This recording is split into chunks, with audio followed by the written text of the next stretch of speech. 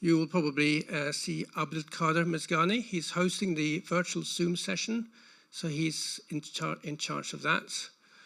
And here, physically, our chairperson now is Kristin Bjerve Gudskov, and she's head of the unit of air quality and noise at the Norwegian Institute of Public Health. So welcome up.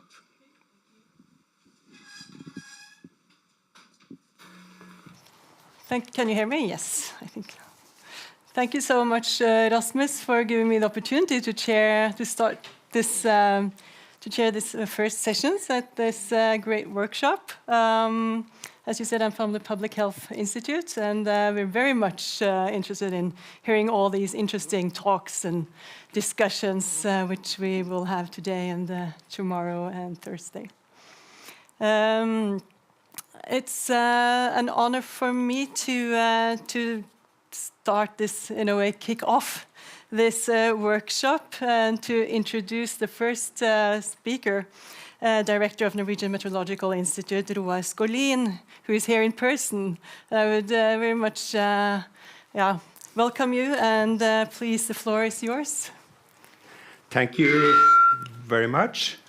So, dear colleagues, on behalf of the Norwegian Meteorological Institute and also the Norwegian Center for Climate Services, it's a pleasure for me to welcome you to this workshop on consolidating downscaling for the provision of regional climate information to society, Cordex Consolidate. So that's the full title, Rasmus. For those of you who are physically present, I would also like to say welcome to Oslo. Oslo is one of the smaller capitals in Europe. The city's population has just recently passed 700,000 in the city proper, and if you include the surrounding municipalities, the city's overall population is a bit more than 1 million. In 2019, Oslo was awarded the title as European Green Capital, with a goal to be the first zero-emission major city in Europe. The plan is to cut the green gas emissions by 95% by 2030. In order to get that far, it will require the use of carbon capture and storage.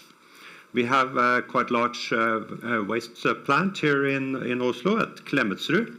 And by 2026, this will be the first waste-to-energy plant with a full-scale carbon capture and storage.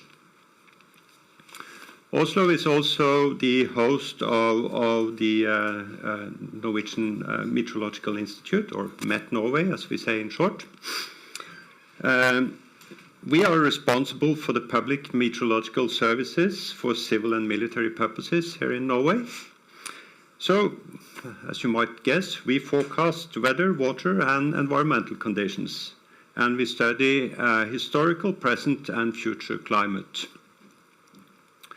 As the results of climate change become more apparent, we note that there is a close relationship between climate adaptation and the forecasting of natural hazards. Climate adaptation is about taking measures to prepare for the present and future effects of climate change. Some examples are planning, water management, physical infrastructures to protect against flood and landslides, and using agricultural soils in new ways. But you cannot fully protect the population against natural hazards through such preventive measures. And there will be an increase of natural hazards as a result of climate change. Therefore, good systems for early warnings of natural hazards is an important part of climate adaptation. Obviously, all measures for climate adaptation should be based on robust climate information. And one of the objectives of this workshop is to build bridges between different communities involved in downscaling within the Cordex framework. I'm very happy that the workshop is co-hosted with the Norwegian Institute of Public Health. Climate change will obviously affect public health. And I'm sure that my colleagues from the Institute of Public Health will deliberate on this shortly. So let me just briefly comment on the relationship between natural hazards and public health. In Europe, the heat waves in the Mediterranean area cause severe health issues and a high number of deaths. Climate change increased this problem, as we have seen also this summer. In Pakistan, the extreme precipitation and resulting flooding contaminated the fresh water. Now, as the water levels are reduced, malaria, dengue fever, and other diseases are spreading fast. Here in Oslo, it's an understatement to say that we are lucky compared with many other areas of the world when it comes to the health consequences linked to climate change. If you go out on the street here in Oslo and ask the citizens how they think climate change will affect them, I guess many will say that the skiing season will be shorter, which is certainly true. And it might even affect the health of us living here, as many of us go cross-skiing regularly. Nevertheless, it's a very small price to pay compared with those that are severely affected by climate change. Still, the city has to adapt, and here it is mainly about handling downpour and surface water. In order to adapt efficiently, politicians here in Oslo and elsewhere need sound data. As you all know, different downscaling approaches are based on different assumptions and come with different strengths and weaknesses. Why do we need to consolidate results from different downscaling strategies? To get more robust results and actionable information. I wish you all a fruitful and interesting workshop, and thank you very much for the attention. Thank you so much, Roar, for this great bullet points, very good words for kickoff of this workshop. And I now wish I could have invited Camilla Stoltenberg here today, but she was not able to attend. But we have a very good stand-in, which is Ågot Akra. She is the division director of the new division, Climate and Environmental Health at the Public Institute of Health. Welcome. Thank you, Christine. Is it on? No? Let me see. I didn't bring any paper, so I just have to move my iPad here. I hope you can hear with that. Can you hear me now? Yeah? The Norwegian Institute of Public Health, the NIPH, we are very proud of being part of this workshop, and thank you, Rasmus, for inviting us. And we really look forward to an increased interaction with central climate research actors. The NIPH is a government agency under Norwegian Ministry of Health and Care Services, and our vision is better health for all. The social mission of NIPH is to produce, summarize, and disseminate knowledge to support good public health efforts and healthcare services. The main tasks of us are to build knowledge, preparedness, and infrastructure. And this also includes knowledge, preparedness, and infrastructure to be able to handle the largest global health crisis, which is the climate changes. The climate crisis is the most important challenge to health, and climate change and health is therefore among our institute's main strategic priorities. Given the overwhelming health effects of climate change that Roar also mentioned, public health is one of the most important motivations for action for climate change. Mitigation and adaptation to climate change will have numerous positive health effects, and NIPH and the health sector are therefore important actors to motivate to climate action. Last year's Conference of the Parties, the COP26, was actually an important milestone in bringing human health at the forefront of climate change work. Norway and approximately 60 other countries then committed to the COP26 health program. The countries have then committed to strengthen the climate resilience and to lower the emission of the health systems. To be able to foresee, prevent, and prepare for climate events and to reduce the negative health effects of climate changes, cross-sectoral collaborations are quite essential. Climate-informed surveillance will probably enhance the health preparedness in large, for example, by developing suitable early warning systems. The access to data across sectors and the ability to exploit data across sectors is crucial for future health decisions. This workshop, the current workshop, is an innovative initiative which brings climate scientists and the public health sector together. We really look forward to follow up and increase the collaboration across health and climate sectors, and I really should send my greetings from Camilla Stoltenberg, who really would like to join this workshop. She is really interested in bringing up the topics of climate change and health. So, thank you.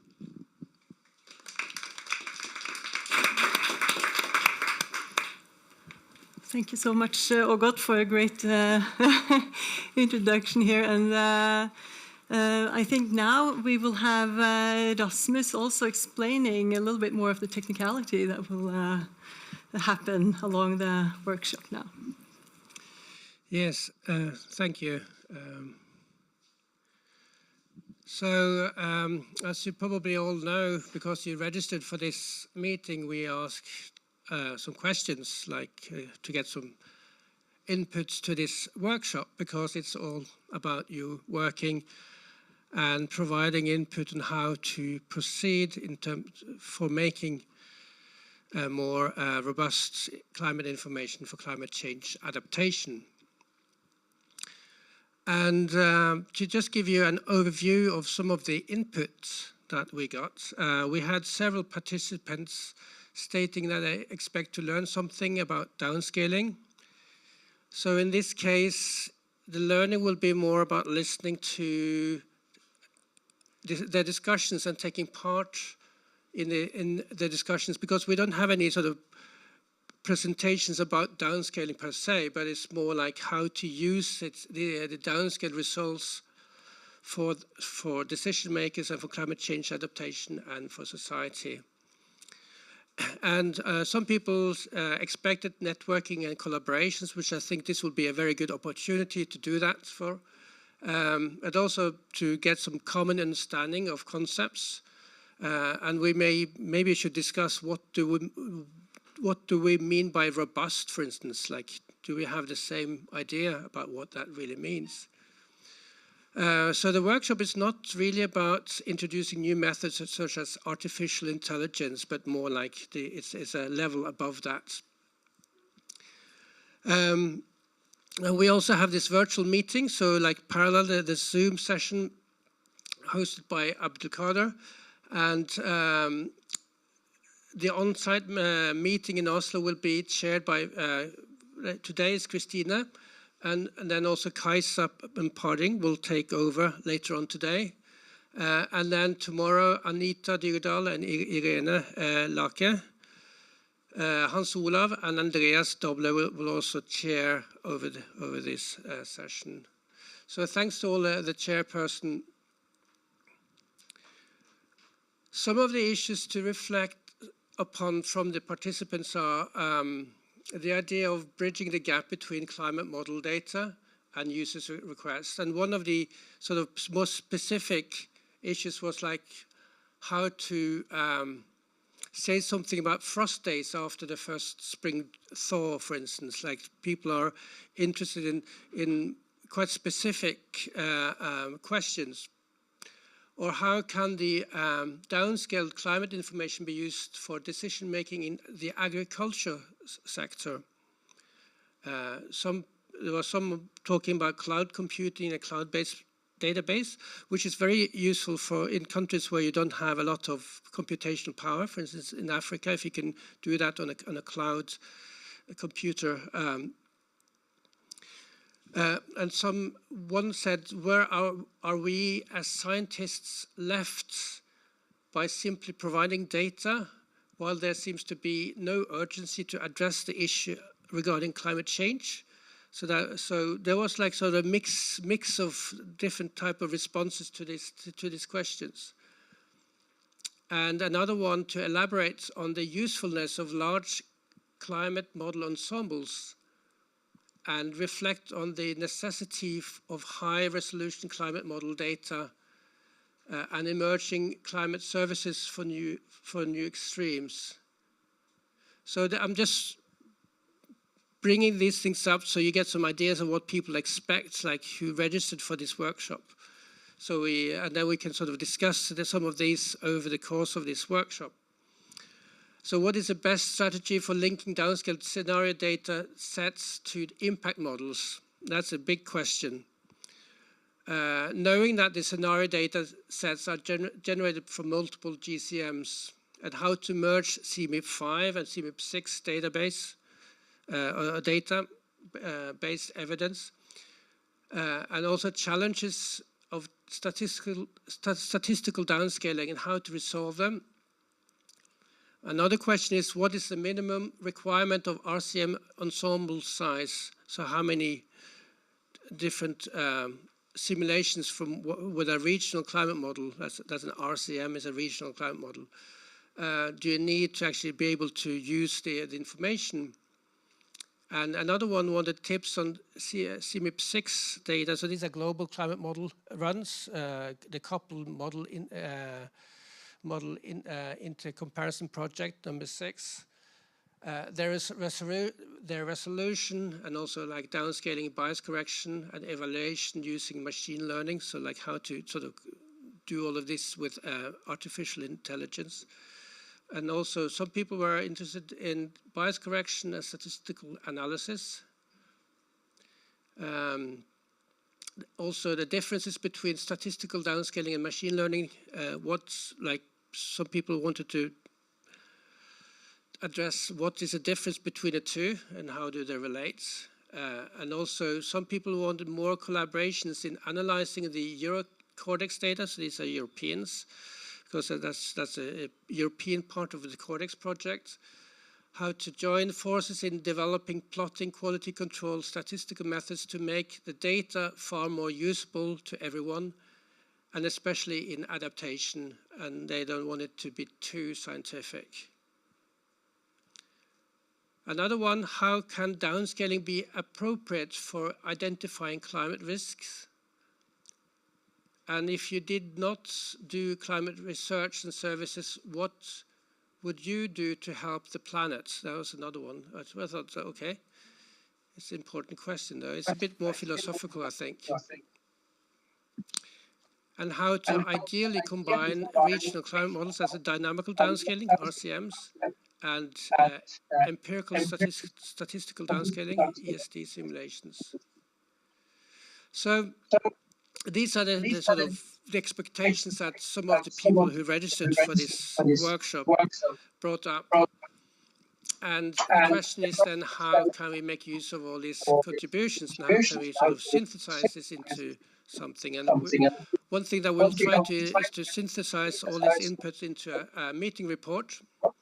And these will also provide, hopefully, input for there will be 2 big conferences next year in 2023. One International Cordex conference in Trieste, and Pune. And Pune. And Pune in India also. And in Pune, yeah, so there will be a hub in Pune as well. And that will be what time a year? Is it in September or something? 25th to 29th September. Yeah, 25th to 29th of September. And then there's another global conference in Rwanda, in Kigali. That's the Open Climate Science, Open Science meeting. Open Science Conference, yeah. Open Science meetings, yeah. And that, yes. Yeah, and that is the World Climate Research Programs. So these are a bit overlapping. And also, I think this workshop will also help to promote some networking and collaborations. So I'll say some practical things before I'll give the word back to Christina. So we developed this website for the meeting. So it's sites google.com, and it's Met now, and it's Concord Oslo workshop that was shared in the invitation. And we're updating this so you can refresh it to get the latest update here. And also it will embed the streaming now as well, so you can watch the streaming from there too. And the videos that we produce here will be available after the workshop on YouTube. And also we will provide like the folder, the shared Google folder of all the inputs afterwards on this website as well, so you can read it and copy that. And I hope that the keynote presentations then that we'll hear later on will trigger some new ideas and inspire you to contribute with your thoughts. And the idea is not really that you will ask questions after that, but the questions will go into the workshop, to working like with these documents and so on. So and we have one Zoom channel for chatting that Abdelkader is running, so you can feedback and get some interaction with the virtual and the physical world here. And we'll have a number of breakout discussions or tasks 1 to 6. And in Oslo, we will have discussions around the tables, and you can write straight into these Google Docs so that we don't have to copy and paste. So if you should have access to the Google Docs, so you can write straight in. And the same thing on Zoom, there will be breakout groups that Abdelkader will organize, and there will be co-hosts who will lead the different groups, and you will work in parallel online with the same types of discussions, and then we'll bring these together at the end. And yes, and also there will be a separate Zoom channel for Cordex that is just dedicated to the keynote presenters who will be streamed here. So people shouldn't be confused that actually 2 Zoom channels, one with everybody participating as a chatting platform, but also breakout groups, and the other one is just dedicated for the streaming, because a lot of people who present here, keynote speakers, are presenting from elsewhere around the world. So this is a true hybrid workshop, which is the first time I've ever done before, so this is going to be really exciting. So just quickly, just to say something about the tasks, I call them T1 to T6. It was just a simple way to do that. So the idea with the workshop is to engage you, to collect ideas and options from the downscaling community, but also the people who use the data. So we have discussions like between the different communities here. And it's you who decide what this workshop will generate. So you are actually doing the work. And your task is then to contribute to discussions and write into shared Google documents. I hope that is okay. Or maybe the leader of the table or everybody want to participate. So we have provided some templates here that we'll go through. So we start with T1 as in the program, and then we'll follow on with the T2 and so on. So everybody can contribute, and after the workshop we'll make a synthesis and all the contributions with all the contributions, and then share with you for additional input and comments. So that there will be like several stages. So I'll have to do a lot of work afterwards as well, but this will be crowd wisdom. So, and if there's any question, just ask either on chat or ask me. So I hope that is sort of fairly clear. So if that is okay, then I'll give the word back to you, Christina. Thank you. We're ready for jumping into this multi-technical workshop. I think it will be very interesting, and really look forward to this. So the next part of this session now is a panel discussion, and this will be led by Irene Lake, who is the director of IPOC, the International Project Officer of Cordex. And there will be panel 1 with the title, an overview of Cordex and Wcrp and their directions, and how can we lower the threshold for using downscale results in climate adaptation work. And I think I will just give the floor to you, and Loca now, and then you will host this panel discussion.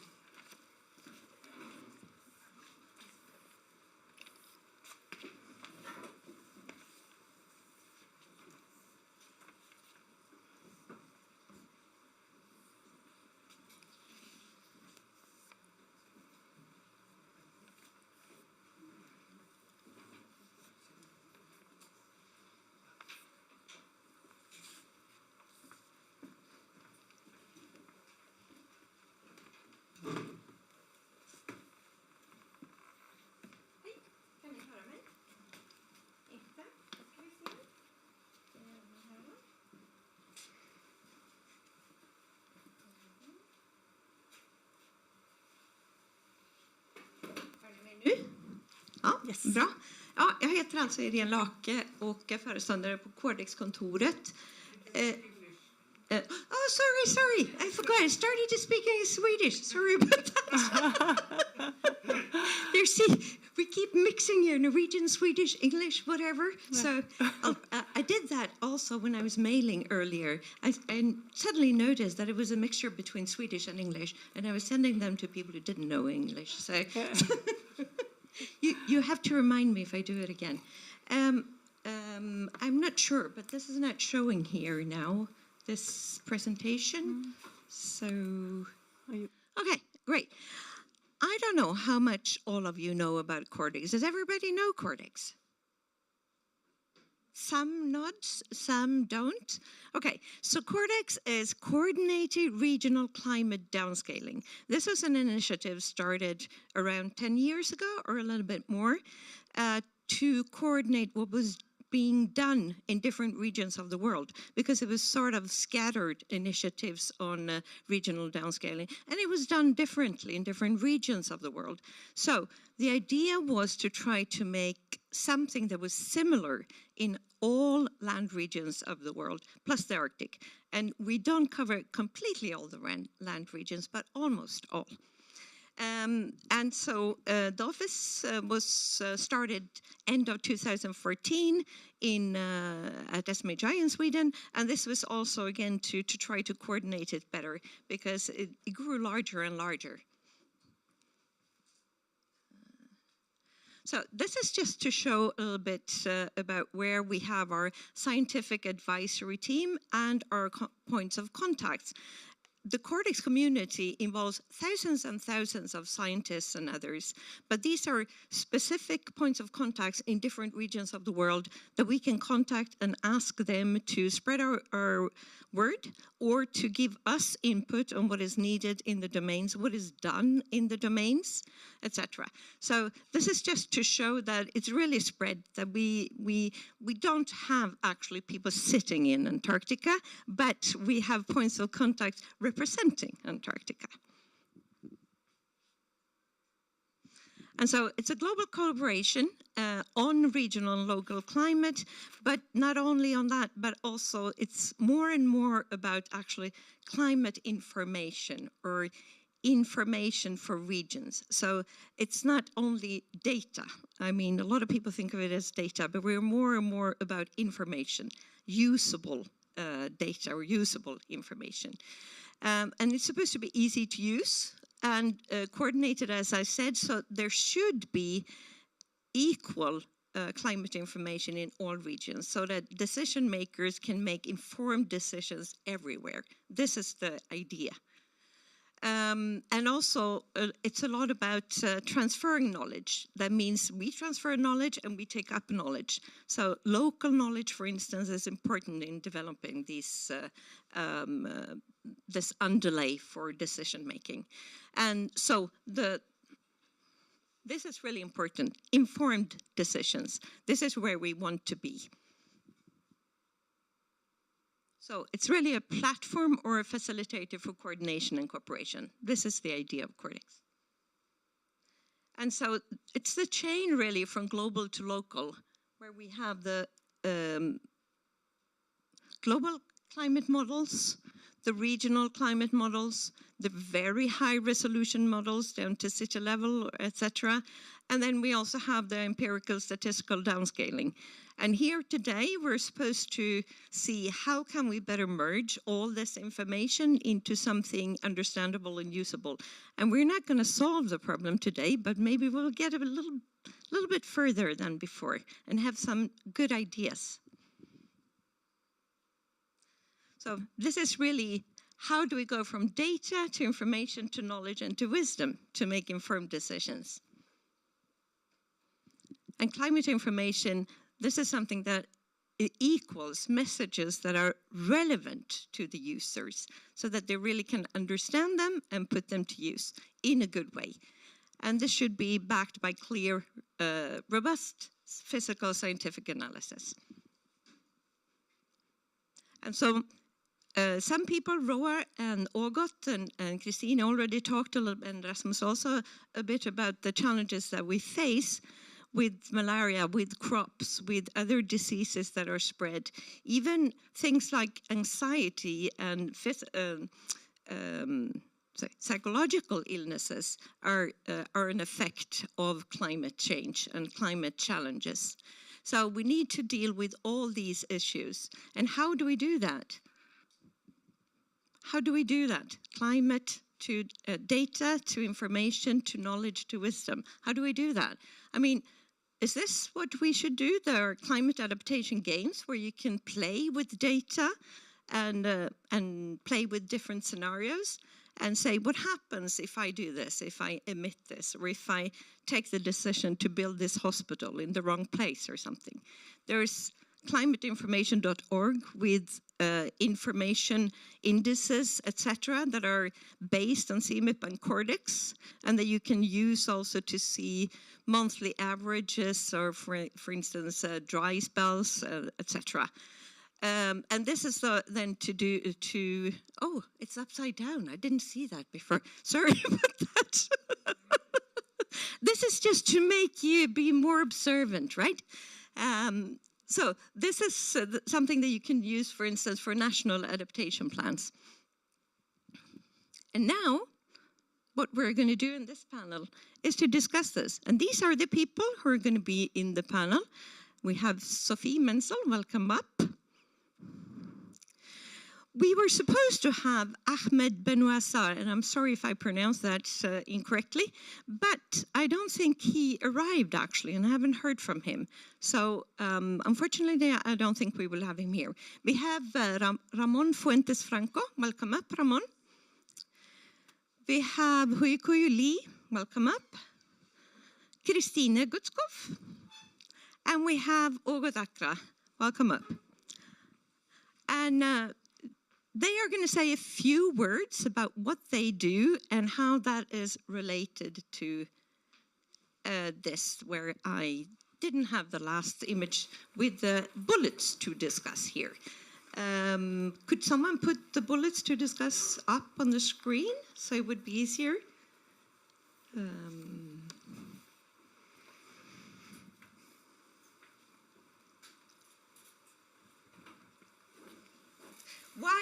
While the bullets come up, maybe I should first ask Sophie to say a few words about who you are and what you do. Hi, I'm Sophie Menzel. I'm a PhD at the Norwegian Institute for Water Research, and my focus in my PhD is on probabilistic risk assessment of pesticides, and I'm trying to integrate some future scenario modeling into my modeling efforts. So yeah, that's where I am. Hello, I'm Ramon Fuentes Franco. I'm a climate researcher at Rosby Center at SMHI. I did a PhD in Mexico, long time ago by now. I basically did downscaling using regional climate models to downscale CMIP5 in that case, CMIP5 scenarios. But currently, I'm mostly working on global kind of modeling. So I have the expertise from the regional climate community, but also a little bit from the global climate community. And currently, we're also developing machine learning-based statistical downscaling technique in SMHI. Hi, actually, I'm changing spelling of my first name, so it's sooner or later I'm gonna be like Hugo Lee. So anyway, I'm the data scientist at NASA's Jet Propulsion Laboratory, and for the last 10 years, I've been developing a software to evaluate the various GCMs and RCMs, using NASA's satellite observation, and also recently I'm working to develop some of the indices related to the danger of wildfires, using NASA's statistically downscaled data. Hello, you have already met me, Ågot Åkra. I'm leading the Division of Climate and Environmental Health at the Norwegian Institute of Public Health. I'm a biotechnologist, microbiologist by training myself long time ago, so I'm not an expert on this area, but still we are motivated to work together on climate and health. Can I use this? Yeah. I'm Kristine Gitzka. You also met me. I'm actually a biotechnology, molecular biology from far back, cell biology, but I've been working also a lot as a researcher at the public health with cohort studies, a lot of epidemiology studies, and we have access to a lot of different health registries, which is very interesting in looking into climate impact and health impact. And in the department that I'm leading, we are working on heat waves, how that impact health. We want to build up or work more into built environment, green infrastructure.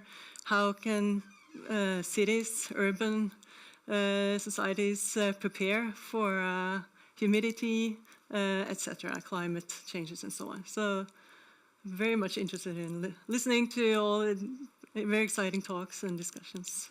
So, hello. Yeah. Now we have the bullet points that we're supposed to discuss around. And I think I would like to have around, when you see these bullet points, is there something specific that you think of, that's something, common evaluation of tools, for instance.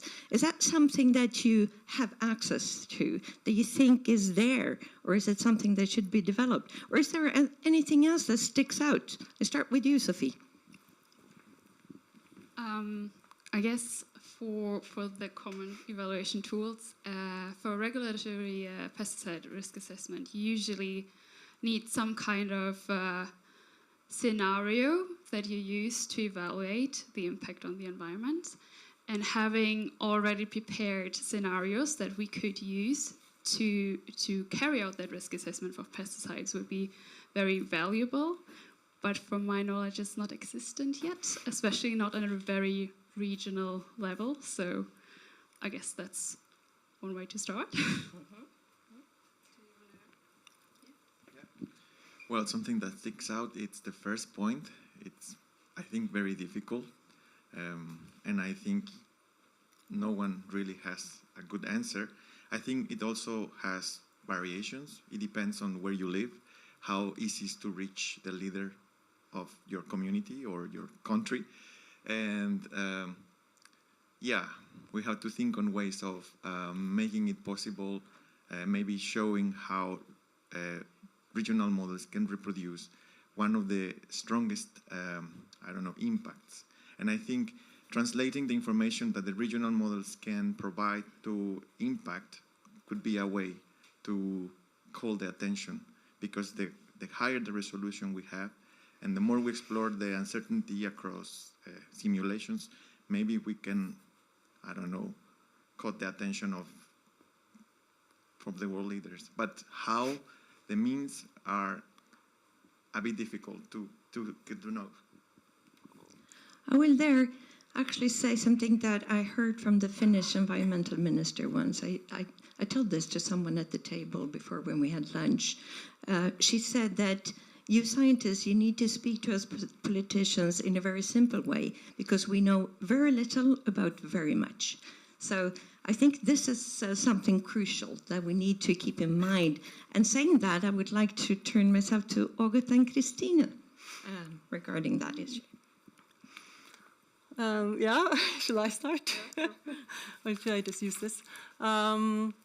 I think, I mean, of course, because I'm looking into like more collaboration, cooperation with local and regional downstream providers. I think this collaboration and discussion and talk the same language will be very important for us to understand that we can ask the right questions of what data we need for our analysis and so on, and that you understand what we need. And I mean, this is a very good start, I think, with understanding how we talk in different terms and so on for different needs for analysis and so on. Yes, the cross-disciplinary and the cross-sectorial collaborations.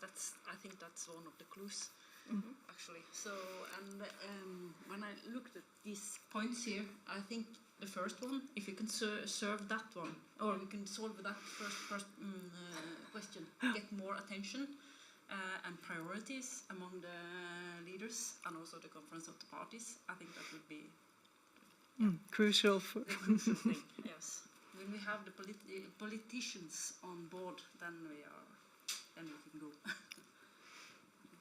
Yeah. And would you say that we are fit to do that? I mean, are we equipped right now to get their attention?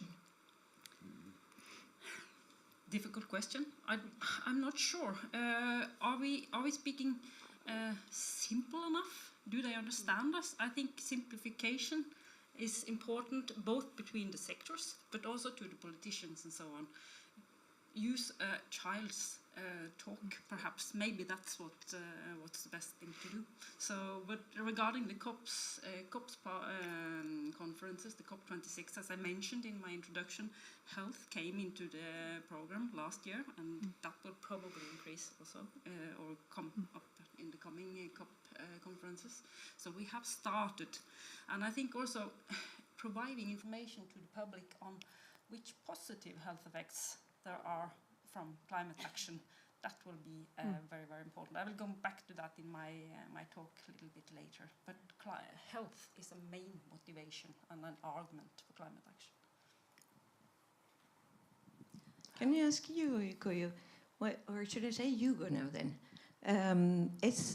What about what is needed for maturity of our projects with regards to what we said before, how the world leaders could understand that? Do you have something to say there? Yes. So I think whenever general user, a non-scientist who run the Cordex regional climate model, when they search Cordex and try to get some data, there's a huge barrier. So even after you get accustomed to those data format and figure out how to download data, there's just so many data from all different models, especially for the Euro Cordex, and also some Africa and some regions. Just so many models and so many downscaled data, plus statistically downscaled data. And I think there should be at least some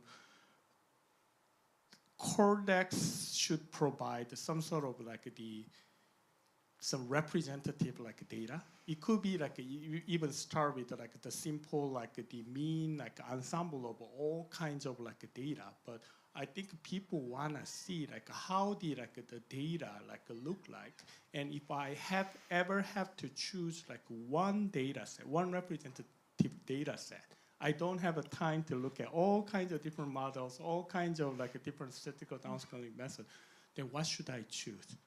And I think Cordex should provide those guideline. And so, and also for doing that, I think the key thing is each kind of data should provide some sort of the quantified uncertainty information. Not all data are equally good. So we should be really honest. Some of all kinds of data set has some sort of uncertainty, and so given the uncertainty, it's up to the users and those decision makers which data they're gonna choose to use. So does that imply that, that we should actually have guidelines for what data is useful for different sectors, for instance, or for different purposes, so to say? Because one data set that could be viewed as a good data set for one purpose could be not so good for another purpose. And I think, and also, how then should we do that without being biased, so to say, towards our own research or our own institute or so? I mean, how should we do that being impartial, so to say? Any ideas? I can. I think. Shall I use the mic? Yeah. No, I think one idea, the simple idea, is just to sit down. I mean, as you say, making some guidelines for how these databases are made. It's really important, and making these guidelines would be maybe different from different sectors who are going to use these data. But I think that's why it's so important to sit down and really understand each other and try to make those guidelines together and see how that fits for our purposes, for instance. Yeah. But just to that, also say that at least for some regions, it might be that there is not so much data available. So you have to use what there is. And that could also, this is part of this, having an equal standard in all countries or in all regions. This is not quite there yet. It's a long way to go to get there. So it might also be difficult to have guidelines if there's not so much to choose from. That's true. Yeah. I don't know if you would. But a few data is better than none. So, but that's not related to your question. But I will just go back to the first part there. Yeah, I just go back to the first point there with the world leaders and the COPs. Money talks. So if you can value climate action versus non-climate action, that's also something. So that's if you can translate our data into money. That will help. Yeah. So that's kind of priorities that we should go into. I don't know if you have economists here in this workshop, but still that would be. I think that's important. Yeah, I was just going to say, working with economists and actually calculate how much money you save on taking climate action. I mean, this has started in some places, but it's perhaps still scarce. And perhaps also not in cooperation between climate scientists and socioeconomic experts. So I would like to ask the panelists here for more comments, and then we will also let the audience in to have some questions to the panelists. Any more comments right off? I can just comment on my experience with Cordex Central America. I think it's very important to that the producers of data continue to do downscaling for regions that don't have the resources to carry out experiments.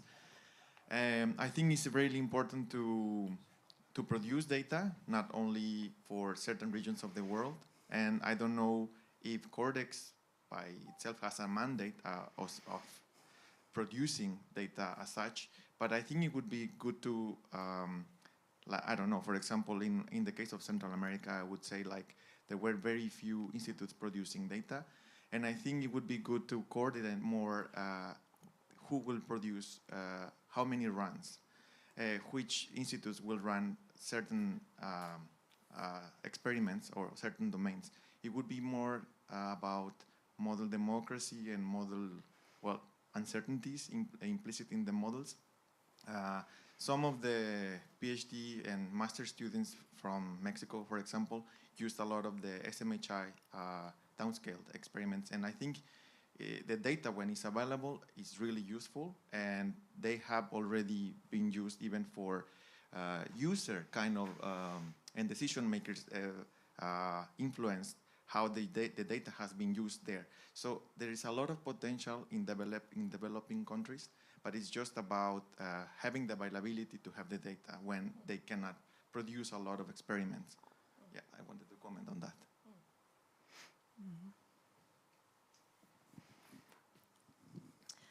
I heard from Rasmus here that we have some comments from the chat, so I will let... It's not coming yet, so I have to get it from Abdelkader. Okay. So, meanwhile, do we have any questions or comments from the audience in place here? Yes, please. So, hello, can you hear? You can hear me. So, I'm a researcher at Cicero in Norway. And yeah, we work in a very multidisciplinary setup. So I just wanted to comment that at Cicero we have many projects on climate change and health. And in this project we work with economists, and we have different work where we have tried to evaluate the economic impact of acting or not acting about climate change and the impact on health. So at least we, Christine Onan and Jana Silman, we are a few researchers working on that. Thank you. And I actually heard something about this from Jana at some conferences. And this is really good to know. I mean, there are, of course, initiatives there, but I think they're still rather scarce in a few places or a few organizations. So I think we need to do more. But here we are today, starting to do more. Thank you, Irene. So I got one comment via Zoom from Abdelkader. So there's I'm not sure if you actually sent it, Ali, to everyone.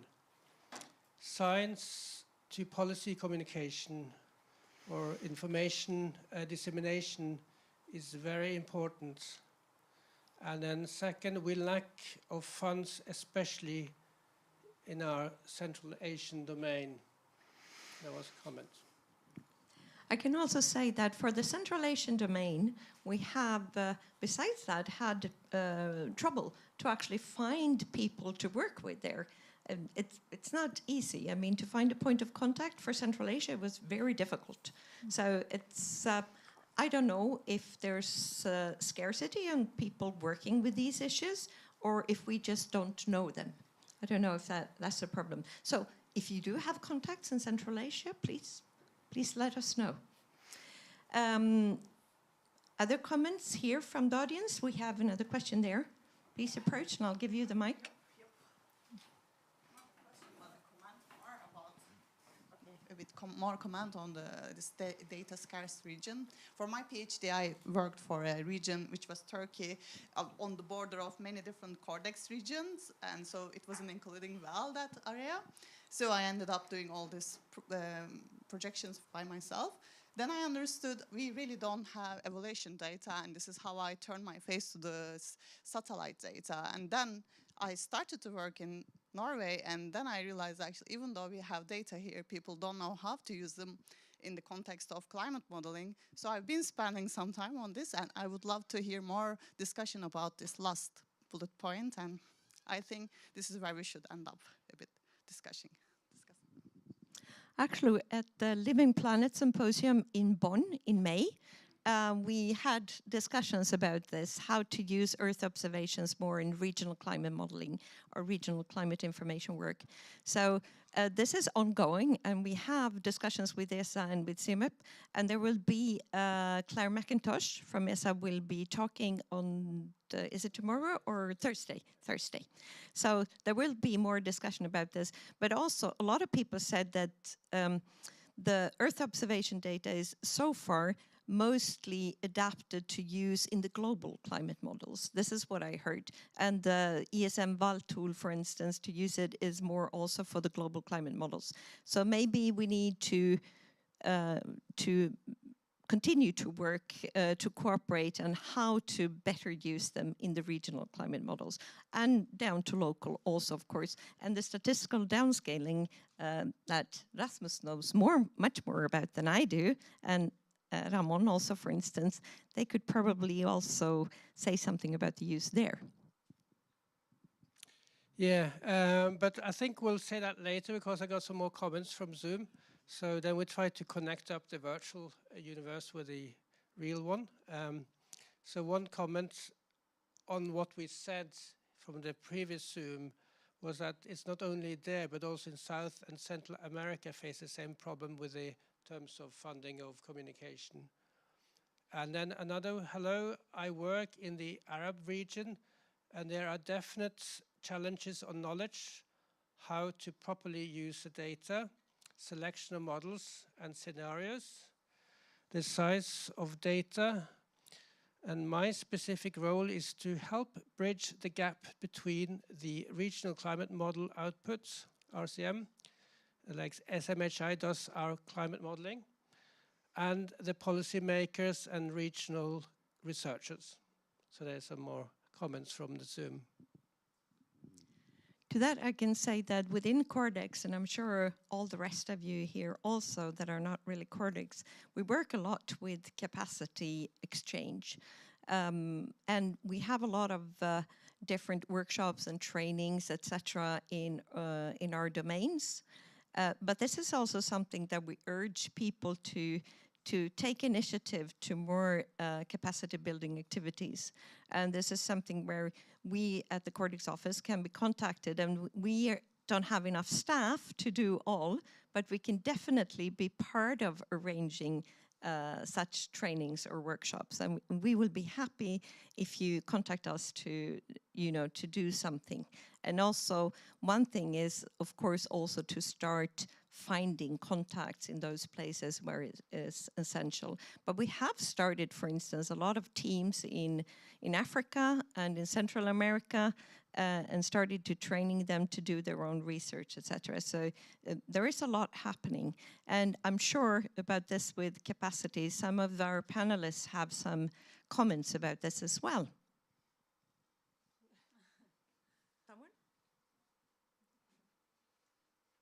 No? For the users. Yeah, I agree that these meetings are really important to just get to know the people who are working in the same region. Maybe you experience kind of the same problems, but you don't communicate because you don't know the researchers that are working on similar topics, even as part of the same part of the world. So I think, in my experience, Cordex meetings are really helpful on building team regionally. Yeah. Yeah. Oh yes. So I saw that someone like the Dr. Catherine Hale will talk more about what's going on in the United States, a national climate assessment. But for the upcoming the United States National Climate Assessment Report, some committee members of scientists did make some guideline of how to use the CMIP6 output and statistically downscaled output. So we know that there's no single guideline that satisfies everyone, but we kind of made the decision saying that well, we are generating a weighted ensemble of statistically downscaled output. And the weighting is based on the heating rate of global mean temperature of CMIP6. So this one, what people think, why don't you consider some other variables or something but at least this is how we are providing some sort of a guideline how to use the dynamical the model plus a statistical downscale model. And also, what we are doing on top of that is we're gonna share all kinds of the source code and data on the cloud. Yeah. So meteorologists all care about the clouds because it's plays a very important role in the weather and climate.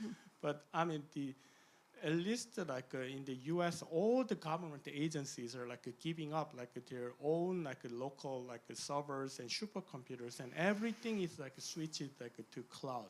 For example, you can search the Earth data, Amazon cloud, and you see at least 30 or 40 data sets, all publicly available on the cloud. But as I just mentioned previously, just sharing the data and make it available to the public, that's not enough. We should provide more robust guideline, and it's willing to spend more time to provide a code or even some interactive web service, and also we have to care about the visualization. Well, we need to wrap this session up, but I would, as a comment to that, also like to say that one thing I also think we need to change is mindset in the scientific community, because right now what is counted is scientific papers. It's not if we work with guidelines or outreach or this kind of stuff. So I think this is also a mindset that needs to be changed, that it is actually important that it's used, not only that it's published. So I think, and I want to give the last word to Christine or August before we switch to Carlo Buontempo. Buontempo, yes. Okay. Yeah, do you want to We certainly agree that counting papers, that's not enough. So we definitely need some other kind of dissemination and to reach out. The papers are not read by the politicians or the others who have the money. Yeah, thank you. And thank you for hosting this panel discussion. I think this is a very important start of how should we think, how should we collaborate. And I think transparency and availability of these data is important. And then it's important to use them in the right way. And for the world leaders and decision makers.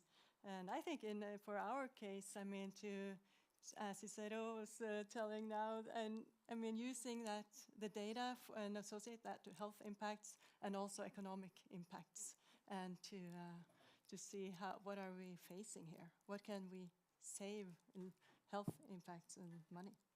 That would be important to communicate. Okay, thank you. Yes, we will go further then. Thank you. Thank you so much.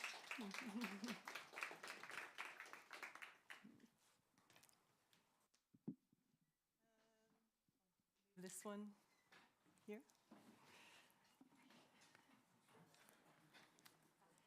So thank you for a great panel discussion, awareness, and how shall we go discuss? Yeah. It's streaming. It's streaming? Yeah, exactly, yeah. So thank you, Rasmus. We are now having one of the keynote lectures. Speakers, Carlo Buontempo. He is the director of Copernicus Climate Change Service, and will talk about the climate service and provision of climate information data. So welcome, Carlo Buontempo. Is the sound good? I take it as a yes. Very good. So thank you for inviting me. This workshop is great. I enjoyed very much the discussion so far. Just a pity I cannot be there with you. I'm really sorry. I was hoping to come. It's such an important topic. So over the next 12, 15 minutes, I will run through some of the concepts that I think are important for this discussion, mentioning what we are doing at the Climate Change Service of Copernicus and how this has an impact on our discussion today. I added this slide, and I have to apologize to Rasmus, because since I sent the presentation that is sitting now on the Google Drive, I changed many of the slides. So I think I'll need to resend the presentation to you. But reflecting on the discussion we were having, I thought it was useful to be explicit on some definition. And climate data as such is not a climate service or not even a climate information. This is actually a slide I adapted from a talk, very interesting talk that Paco Doble-Reyes gave a few years back at the CNWF.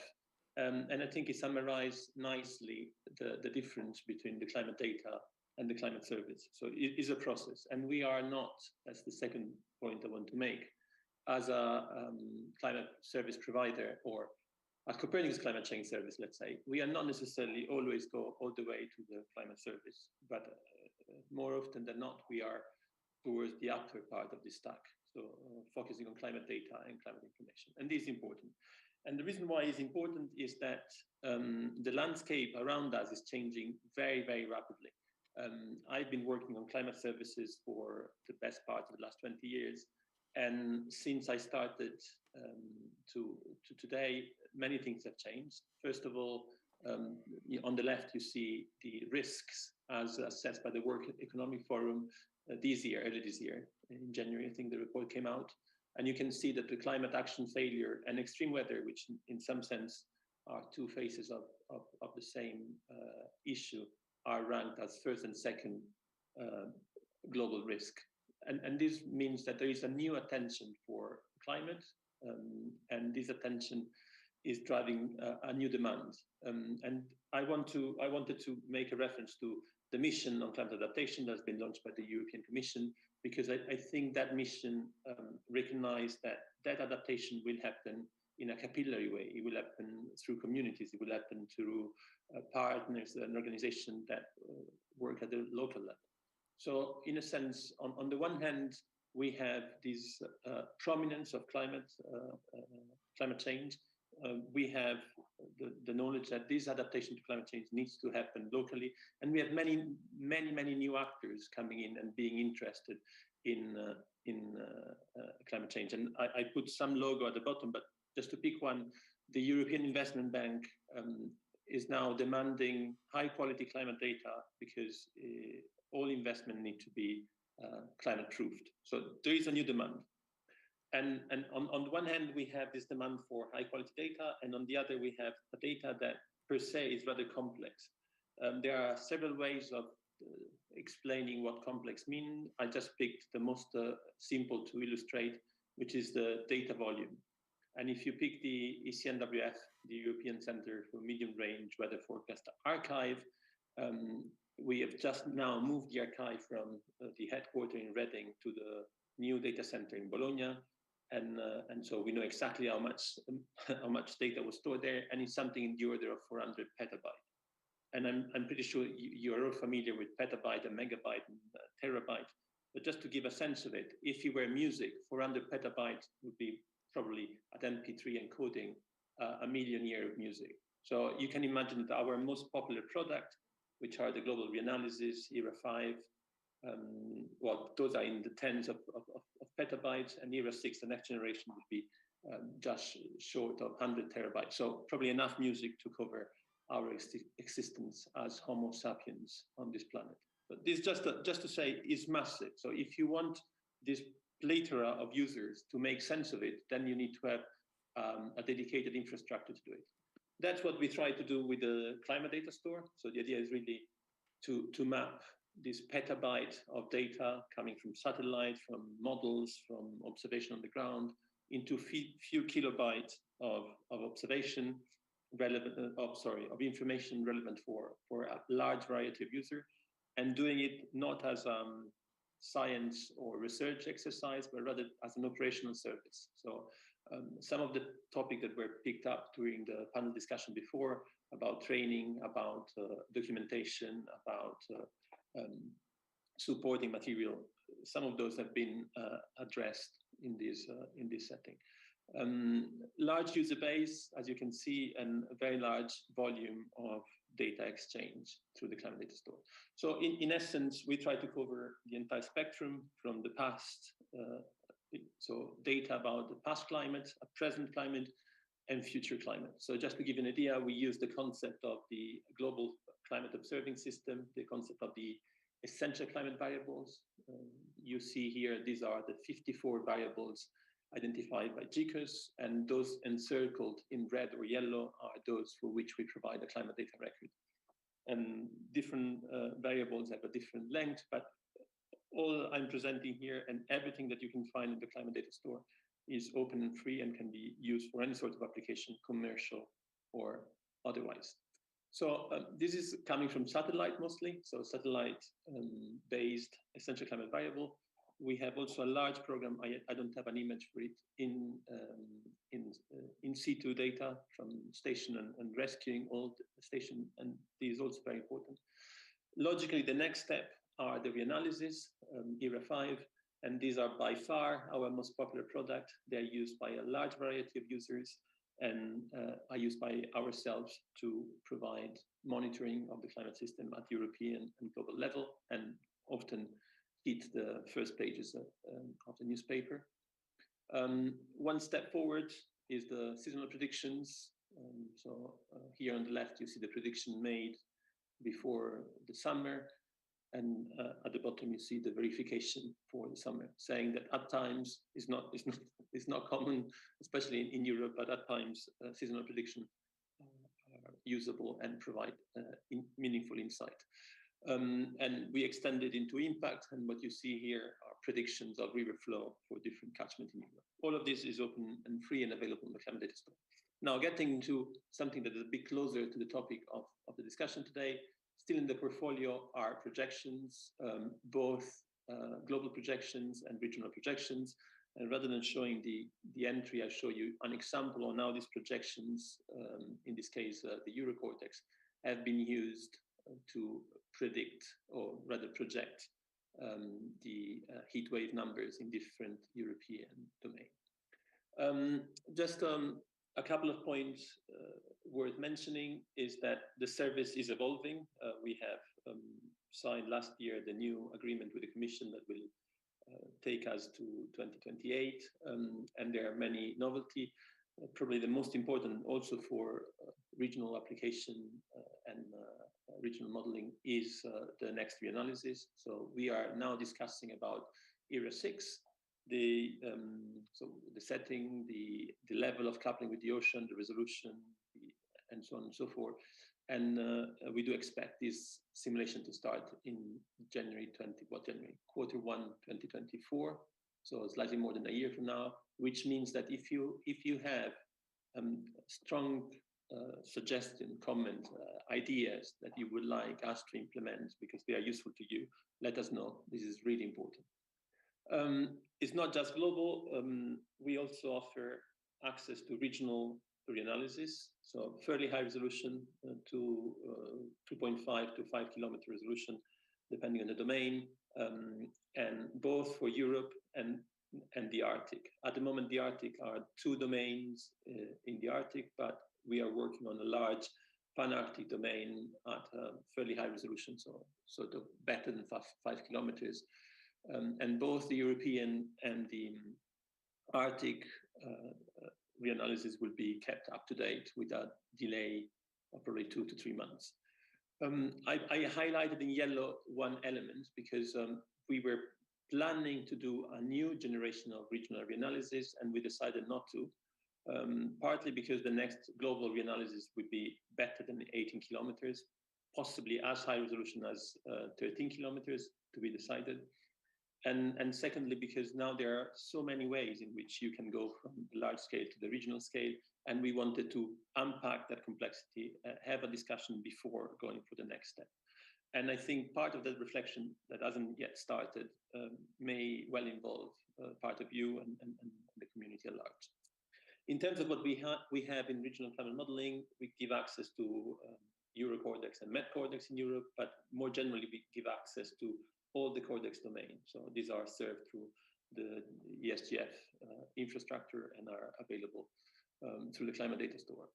There is one element here that has come out of the last IPCC, because in the last IPCC, the interactive atlas, the climate atlas, were one of the most appreciated new features. And so now we are working with University of Cantabria in Spain, who have led the development of the atlas to implement live version of the atlas, because of the IPCC constraint, this needs to be frozen in time, and so not taken on board the new data when they arrive. So we are working with the University of Cantabria to have, first of all, the atlas implemented on the Climate Data Store, but then add functionalities and add more up-to-date data sets that respond to the user requirement. And this can also help the discussion on what the next atlas, how the next interactive element of the IPCC may look like for era 7. An important element in the all we do is the quality assurance, so providing enough quality attributes on each data set and application we provide. I can talk forever about this, but I'm realizing that I'm running out of time, so let me get to the key point. And the key point for me is that this quality assurance and more generally the entire setting allows for a feedback from the user. So it's not just mapping this petabyte into kilobyte, but it's really about listening what the user have to say and respond to those. So this is done systematically. We collect requirements from the user every time we interact with the user. We list them and we analyze those one by one, and then we take those on board. And some of these requirements and these slides are available or will be available as soon as I send Rasmus the new version. But some of these requirements, I think, are linked to my first slide, and because really reflect a rapidly changing landscape of users. And one of the messages that came out is the fact that the information is already too complex. There is so many sources. There is the RCM, the GCM, the high resolution GCM, there is the observational data, there are statistical tools, and so on and so forth. And this is a burden and possibly limit the usability of this information. So just in essence. Penultimate slide, and then I close. One big reflection is that we are not in a vacuum. We are operating in a world where a lot of this adaptation and regionalization and tailoring happen downstream of us, especially at the national level. So this is fully recognized, and we have a specific activities to link up more closely with the national element to ensure that what we do can serve the national interest better. So there is something expansion. There is a little bit of budget to support these activities in the future. And I just close with a slide which cannot be considered a conclusion, but more a set of reflections. The first of which is really this changing landscape of users. And also the fact that while there is a desire for high resolution, there is not a unique way of getting to that high resolution. And it's not obvious what we need to do to fill that gap. So activities such as Cordex, but even a stronger coordination, possibly going beyond just the dynamical downscaling, encompassing all sorts of data sources and evidence, would be very much appreciated. So I leave it here. Thank you.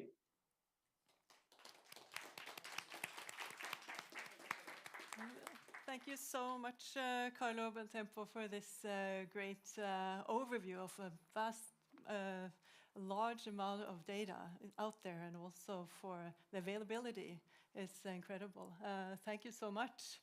We'll have some questions later on, I think, for the discussions and so on, because we have a new speaker, so we'll continue with our next speaker as well. Which is Hilpa Gregov from the Finnish Meteorological Institute.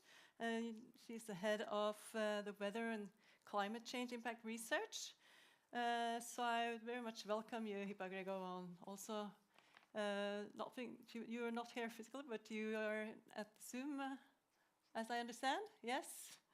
So welcome, and the floor is yours. Thank you very much. I hope you hear me. And I will also make the presentation mode available to you. Thank you very much for inviting me to present experiences of using various types of information from Finland.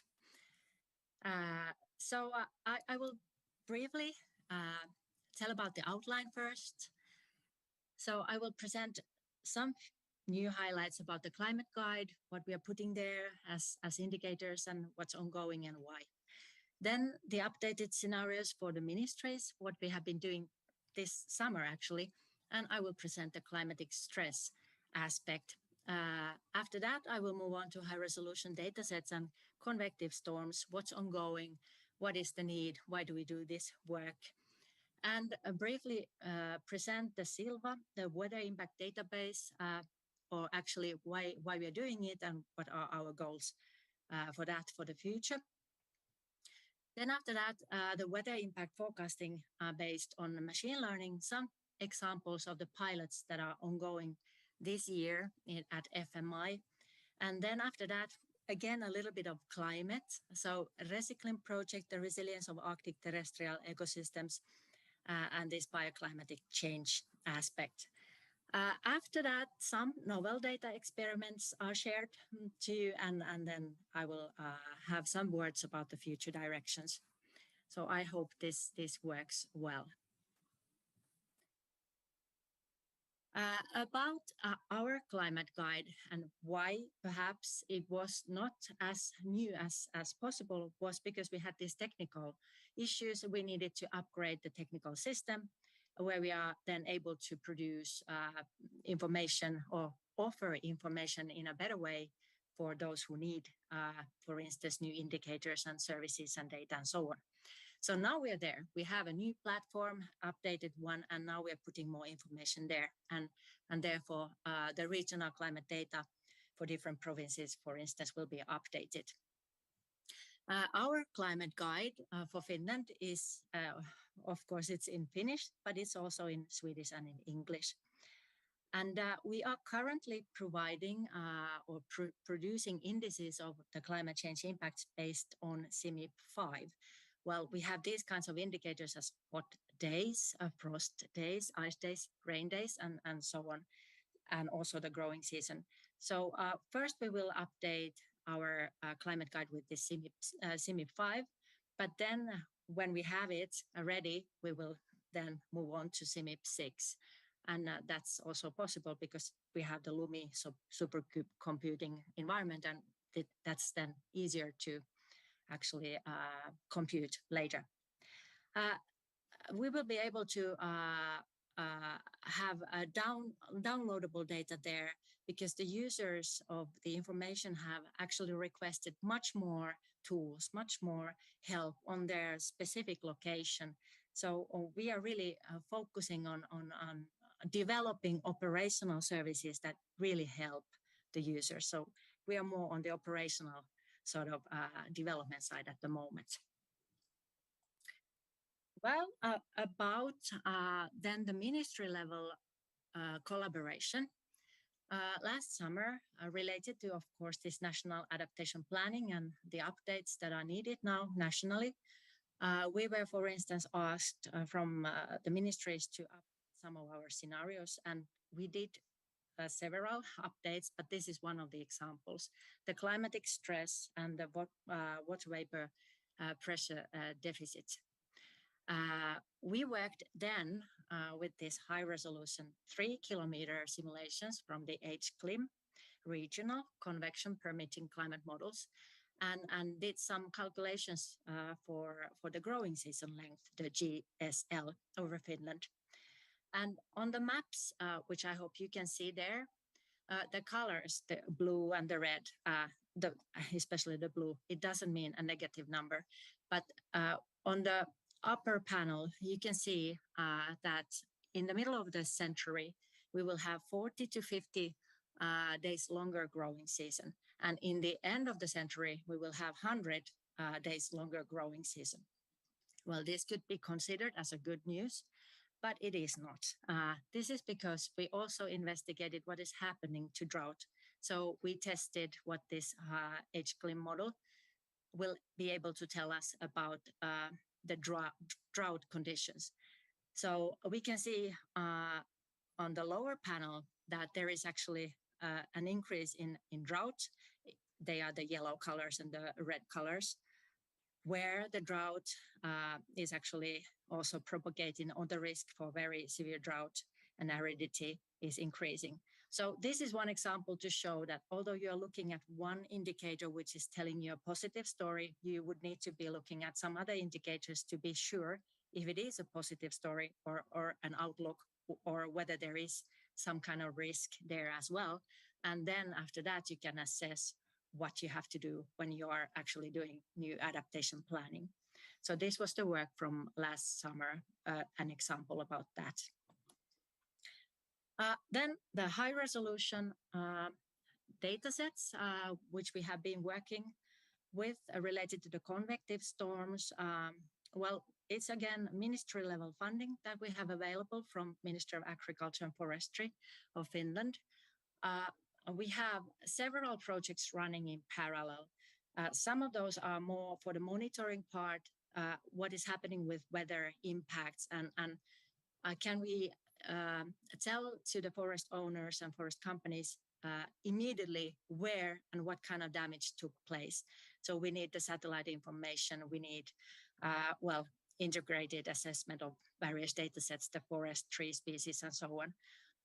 This is something that we're doing now to be able to serve the forest owners and the forest companies to really work on any situation when even a severe convective storm has moved over an area and then damaged a few trees or a lot of trees, to be able to tell them that now go and harvest and pick the trees from the forest to minimize the secondary damages.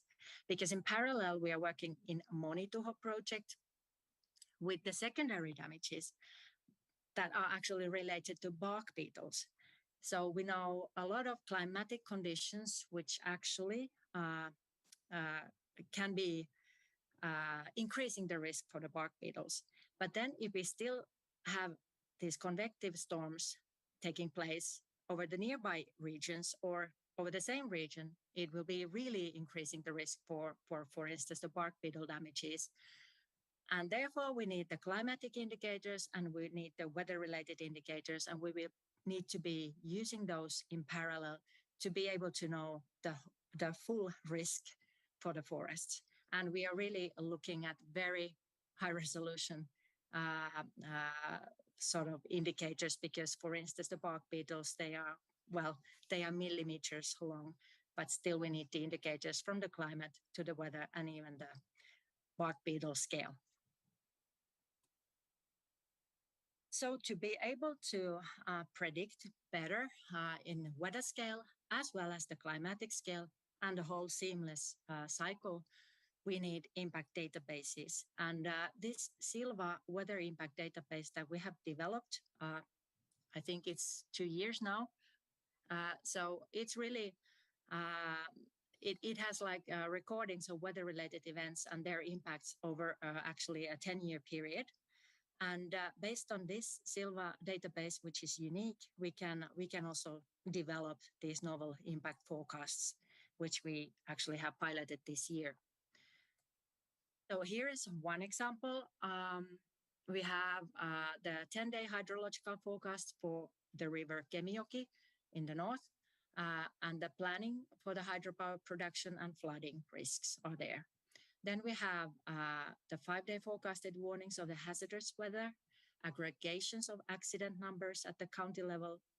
And then we have, with this machine learning method, improved also the pedestrian and vehicle accidents, wildfire forecasts, and then the rescue operations are actually better nowadays because of these new impact forecasts. And we have the national 5-day electricity consumption forecast available as well. And there is a need actually to be giving this electricity consumption and also energy provision forecast on a climatic range. And we have been asked to provide 1 to 2 or 3 year climatic outlooks for the energy companies. And we're currently looking at the possibility if that could be done or in what way. So potentially you have also got the same requests, and maybe that's an item for collaboration as well. Then a little bit about the climate. What we're doing now, this Recycling project, Resilience of Arctic Terrestrial Ecosystems under Bioclimatic Change. It's a project funded by Academy of Finland, and the University of Helsinki is actually leading. FMI is a consortium party. But so far we have, for instance, produced the Bioclimatic Atlas of the Arctic, and there we have 13 seasonal climate and event type weather bioclimatic indices, which are relevant for investigating the changes in the Arctic terrestrial ecosystem.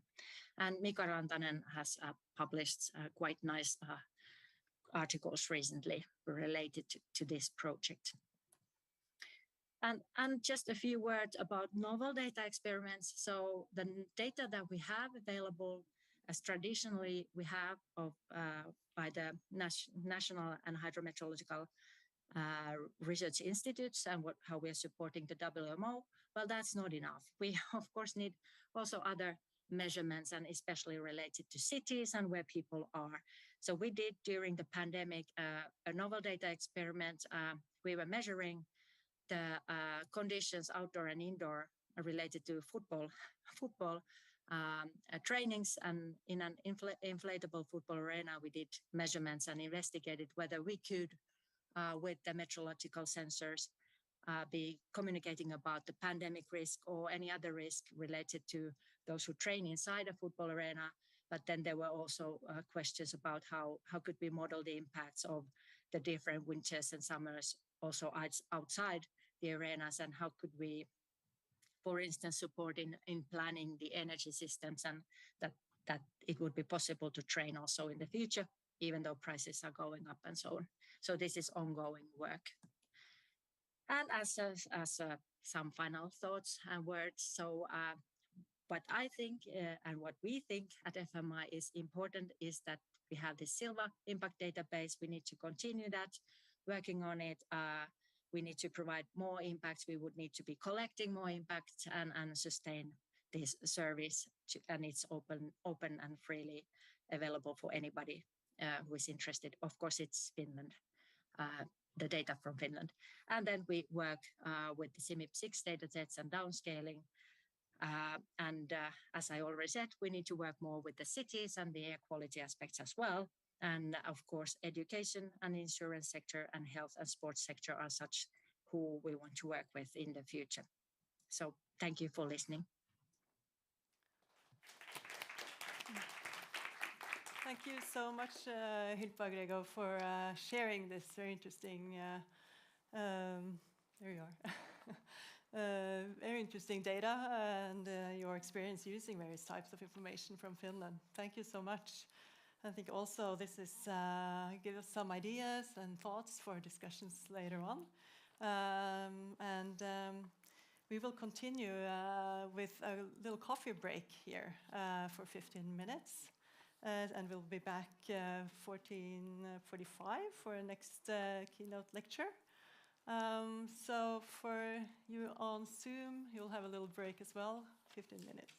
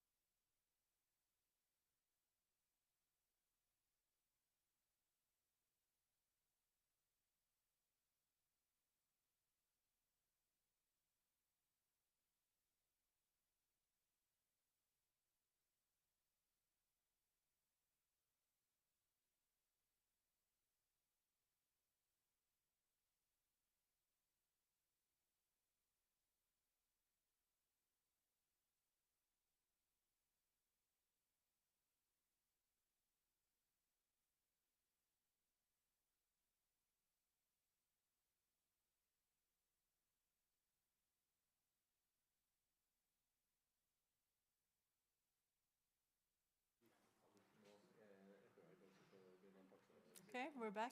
Yes. So I hope you had a nice coffee break and a good chat around the tables. We will now continue with the session, and we will have a talk from Ågot Åkra, which is, you all met already, but she's the Division Director of the Climate and Environmental Health at the Institute of Public Health. We was also going to have a talk from Hilpa after on, but unfortunately she could not come today. We'll see if she can fit her in tomorrow, but anyway, Ågot will have a talk from about health and climate change challenges. Welcome, Ågot. Tack, Kristine. It's me again, third time. Probably a lot.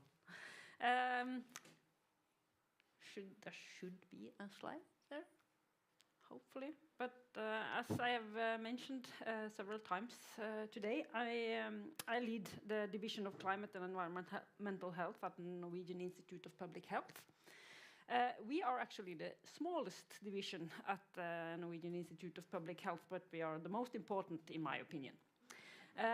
We are about 80 people now, and we have 4 departments. That's air quality and noise, which is led by Kristine. You have met her several times. Chemical toxicology, food safety, and we also have the Department of Pest Control. So our activities, they are based on the 4 pillars of environmental medicine. That is toxicology, epidemiology, exposure, and risk assessment. So in our division, we have quite huge knowledge on how environmental factors affect health. And when climate changes, the environmental factors that affect health, they also change, or they change in degrees. But we know a lot about how they change health, but we have to change our activities now to foresee how the climate changes affect the degrees of environmental health effects. The sustainable development goals, the bærekraftsmål, the 17 goals set by the United Nations, are the overarching goals of the Norwegian Institute of Public Health. The third SDG is at the center of our activities: ensure healthy lives and promote well-being for all at all ages. But as you know, the 17 goals, they are tightly interconnected, so we can't see the one third SDG as our sole goal. We have to see them all together.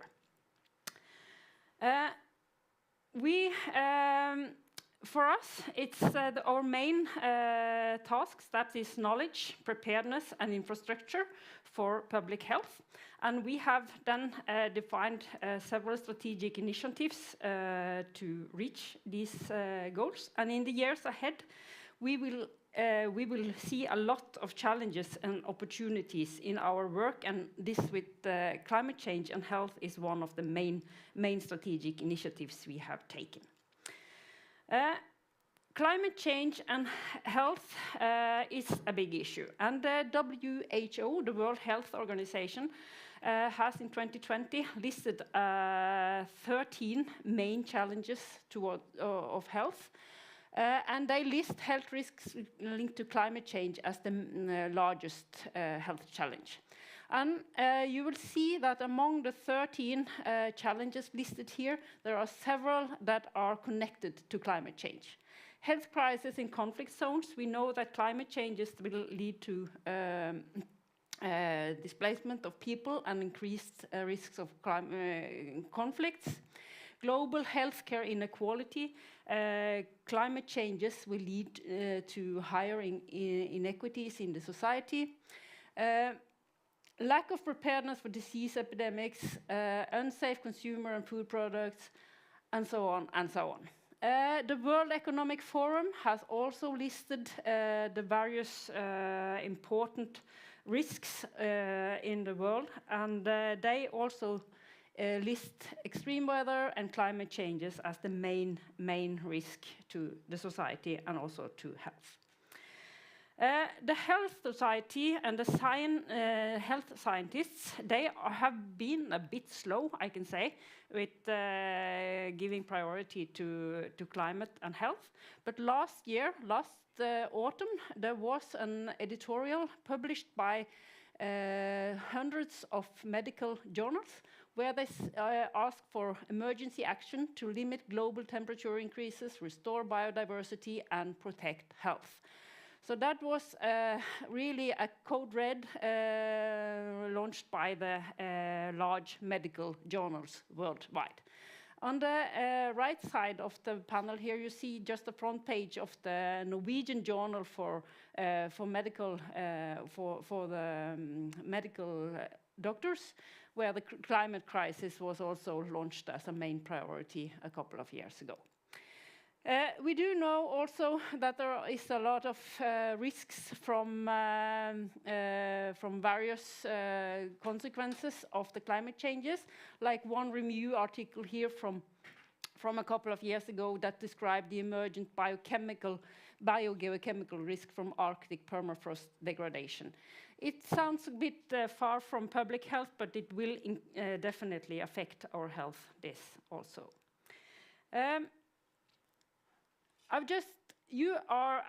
During the 1.5 hours I've been sitting here, and I've noticed that you are very well informed about the main challenges that also threatens health. But I've just tried to list the 5 main societal challenges that threatens health: the wicked problems, the climate changes, the loss of nature, the reduced amount of arable land, pollution, both of air, soil, and water, and the changed biogeochemical processes.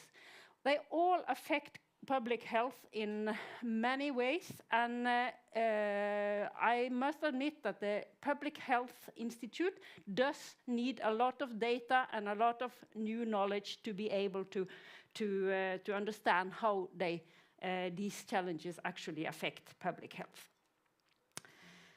This is a figure that tries to sum up the various effects of climate change on health.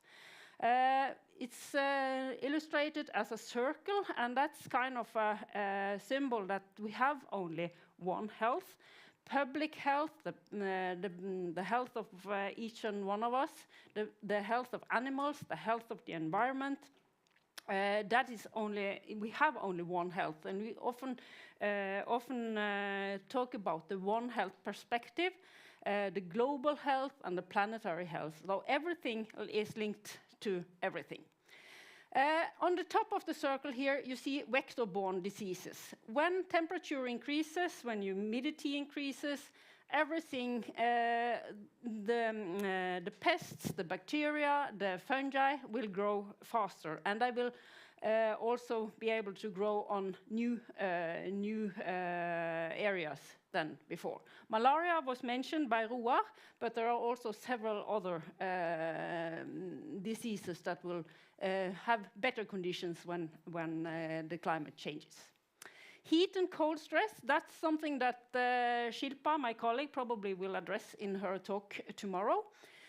Heat and cold stress affect health in numerous ways, affecting our heart and lungs, as well as the mental conditions. Malnutrition and food scarcity is probably one of the main effects of climate changes that we will also experience here up in the north quite soon. When the seasons get longer and the growing conditions for plants are or the temperature is increasing, then the nutritional content of plants, for example, can be reduced. So the effects on food production from climate changes will be huge. The reduced arable land and the reduced opportunities to grow food and worldwide will also, of course, impact us in many ways. The Ukrainian war is not part of the climate changes, but they have shown how vulnerable we are to food production worldwide. So when large areas producing food is set out, then we will experience food scarcity in large parts of the area. Still in Norway and the industrialized part of the world, we can afford buying food, but when scarcity is really huge, that will be a problem.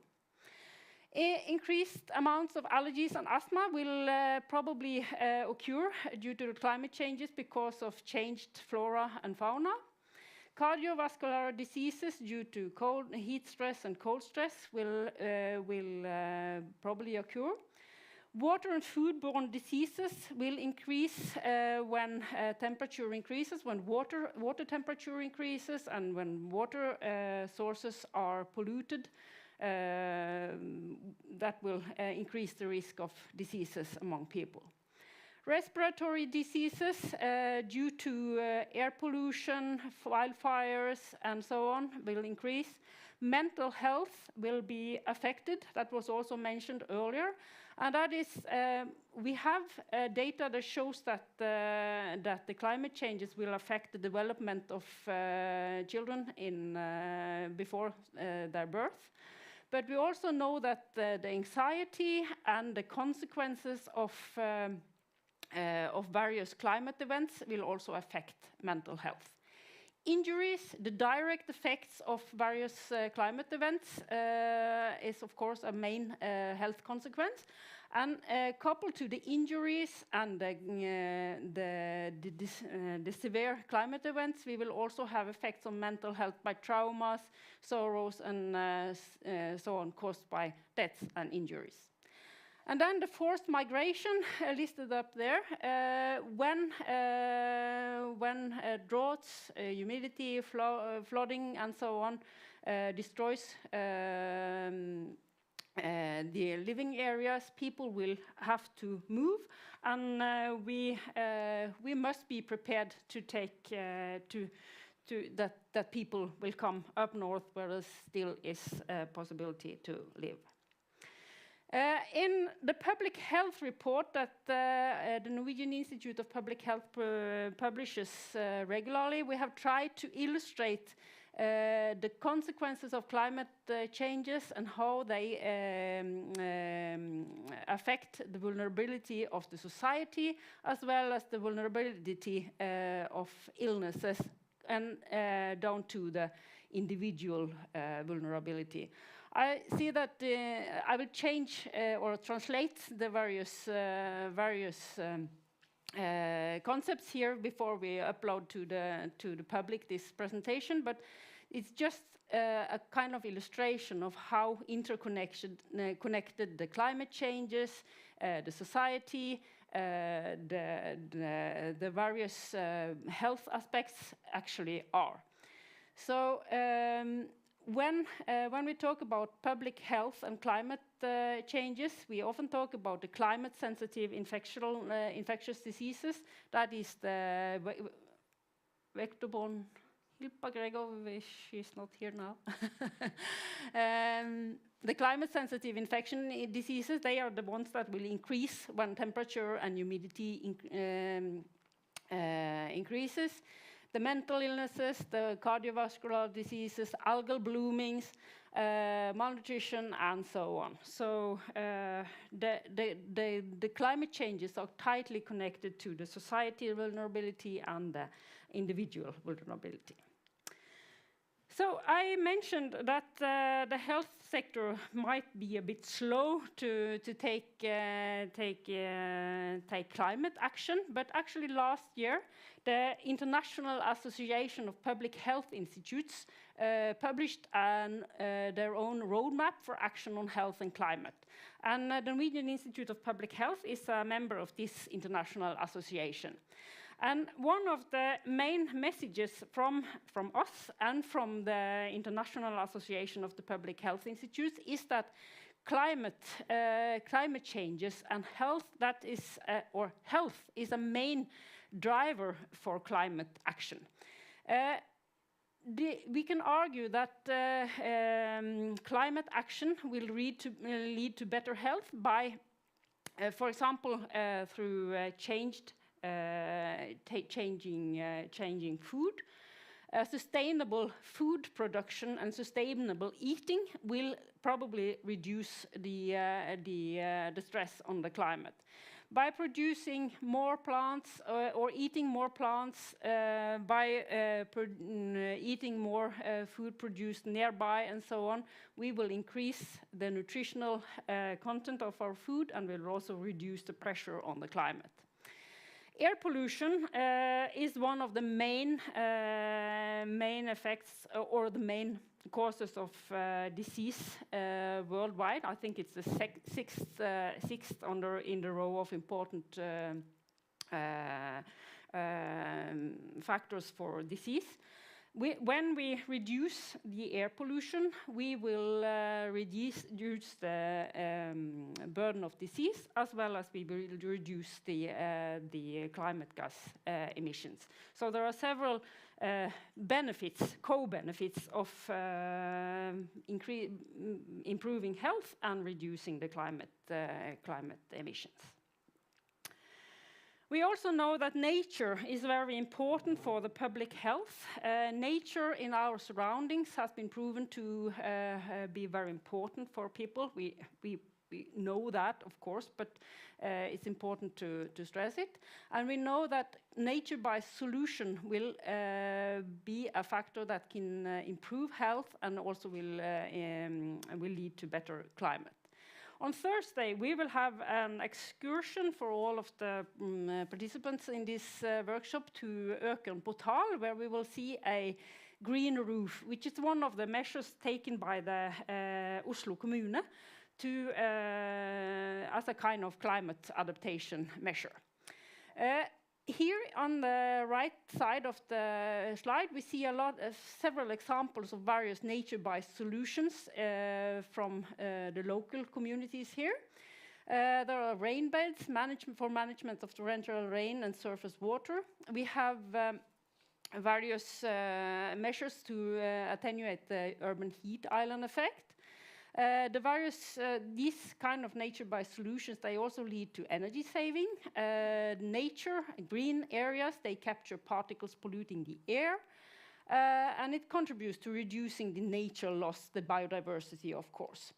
By green areas and nature-based solutions, we will also achieve residential areas with higher quality of life, which is also one of the SDGs, 17 SDGs, more sustainable cities and living areas. The nature-based solution, green areas and so on, will also lead to attenuation of noise and a better sound environment. I mentioned earlier that last year was also a milestone in the Conference of the Parties event. The COP26 health program was decided then, and Norway, along with about 60 other countries, have committed to this health program. And here again we see the health argument for climate action, that health is a main driver, should be a main driver for climate action. The COP26 health program have three main goals.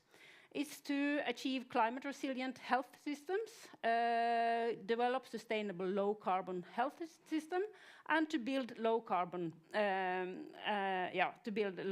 health systems. Actually, the health systems if the health system was a country, it would be the 5th largest with regard to climate gas emissions. So I think this should be my last slide. How should we better integrate health and climate? That's one of the main issues to discuss in this workshop. Climate information is definitely essential for public health. I think I've explained that during my talk here now. We need relevant and simplified data to connect climate information meteorological data with health data. It's important that we know exactly what kind of data we need. We need data and coupling of various data sources to prevent and prepare for the climate events and the consequences of the climate changes on public health.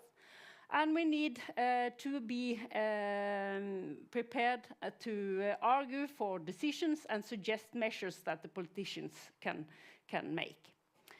And last but not least, let me mention the costs. I mentioned also that in the panel debate earlier that costs is important. So the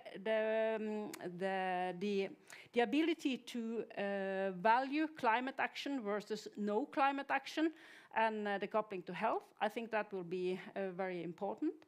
And we should also be able to value the burden of disease, the increased burden of disease by when the climate changes occurs. Probably the costs of doing nothing is very, very much higher than the costs of action. So, yeah, that was my talk. Thank you. So. Thank you so much, Ågot, for this great overview. I think for both global measures, but also local measures is important. I think with this, we will actually now, we have some more minutes, some extra minutes, but I think it's good. We're trying now to start the breakout groups, and Rasmus will probably explain a little bit how this will work. And so I'll give the floor to you, Rasmus.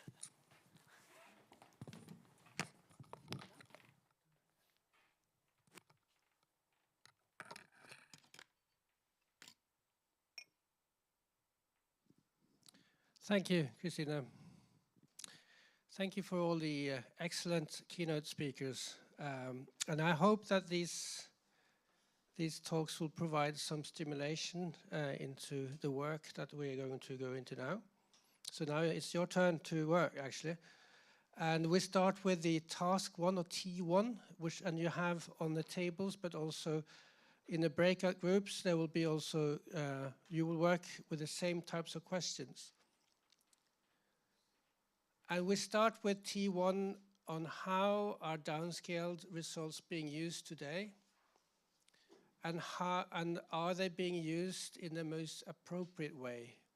And you see that these are templates. So we started off with a Google Doc, so you can write straight into that. It would be nice if you also write, like, say, the names of participants as well, because the end result will be a product of all of us, so I think you all should be named at the end. So this would be sort of crowdsourcing within the science community. So here's the sort of the context. So there is a rapid unfolding of events on a large scale that can be connected to climate change, such as droughts, heat waves, flooding, for which society appears to be unprepared. And we've seen that this summer. One question is to what degree the Cordex community is ready to provide useful and actionable information that can be used by decision makers. Results from even skillful climate models may sometimes be used in a misleading way if projections are based on, for instance, only one model run. Another question is whether the model evaluation is fit for purpose. One outcome of the workshop can be a set of guidelines, a white paper, a brief, a statement, or a plan for funded future global efforts that involves most of the relevant knowledge to get in a better position to assist climate change adaptation. So we also try to formulate these as some like questions.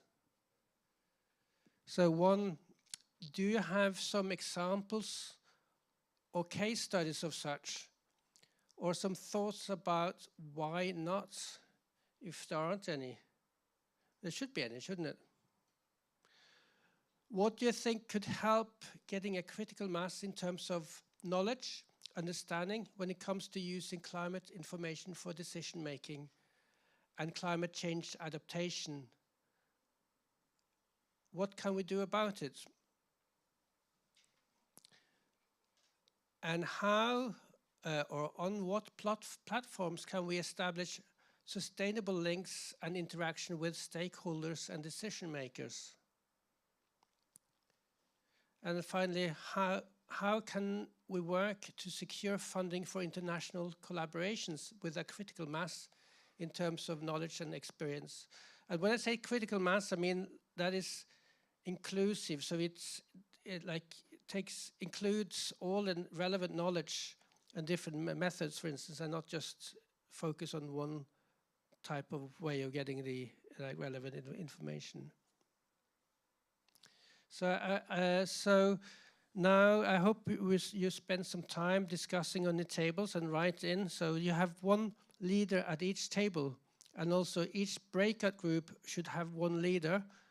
So you should decide who's the leader on your table,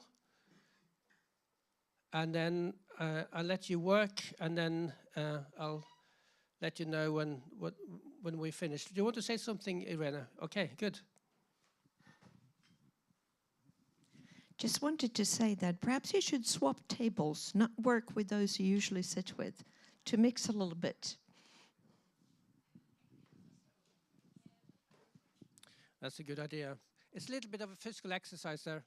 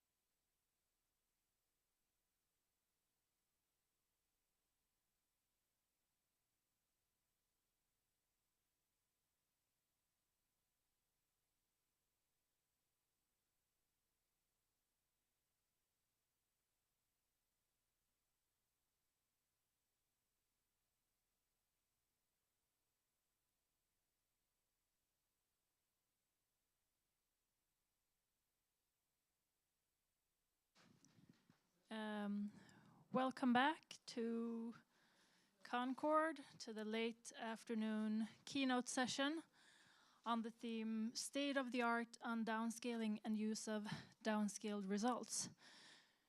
We have two speakers, starting with Catherine Hayhoe, who is a climate scientist, a professor at Texas Tech University. She is the principal investigator for the Department of Interior's South Central Climate Adaptation Science Center in the US. She frequently gives public talks on climate change. She even has a TED Talk that has close to 4 million views. And here she is on Zoom. She will talk to us about some examples of using downscaled results from the USA. Thank you so much. It is a pleasure to be with you here virtually. What I have done is I have actually recorded my keynote for you. So I'm going to share my screen with you and push play. Just 1 minute here. And Irene, if you could just confirm that you are seeing this.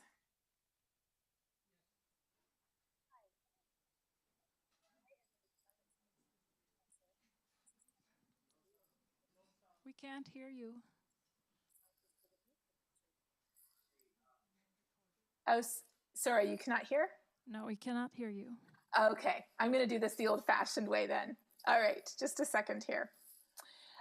So, hang on. Let me share this screen instead. Here we go.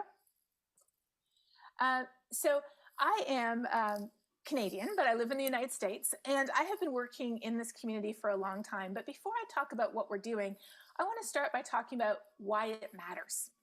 Why do we need high-resolution climate projections?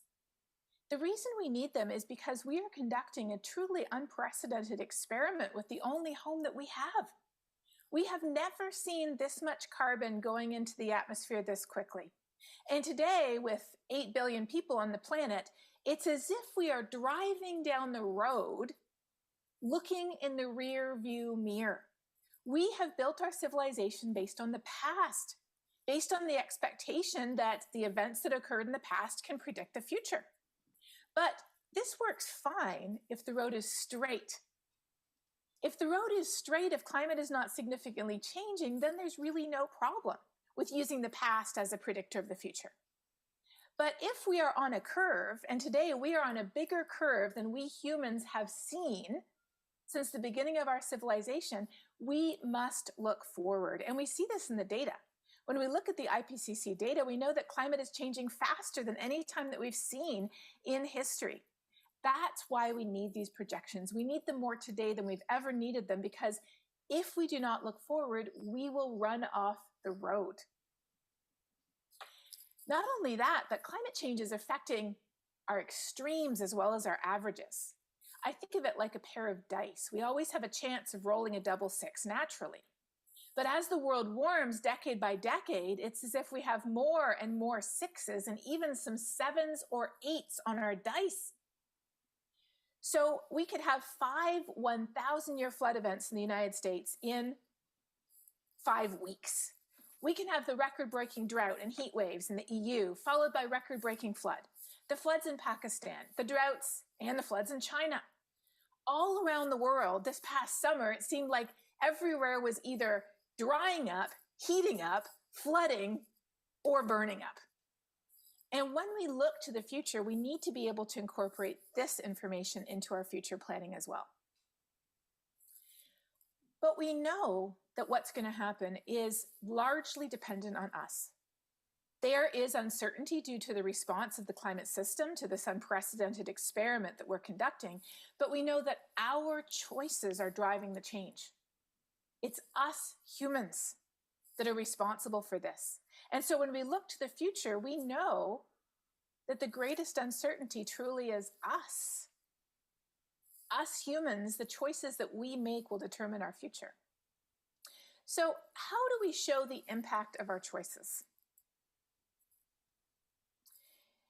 It's becoming increasingly important to make sure that our future projections adequately represent extremes, that they show the projections for a range of scenarios, but not just scenarios that nobody knows what RCP or SSP means, but translating those scenarios into the global temperature targets that we're using as part of the Paris Agreement and national goals as well. Why do I have a little star on extremes?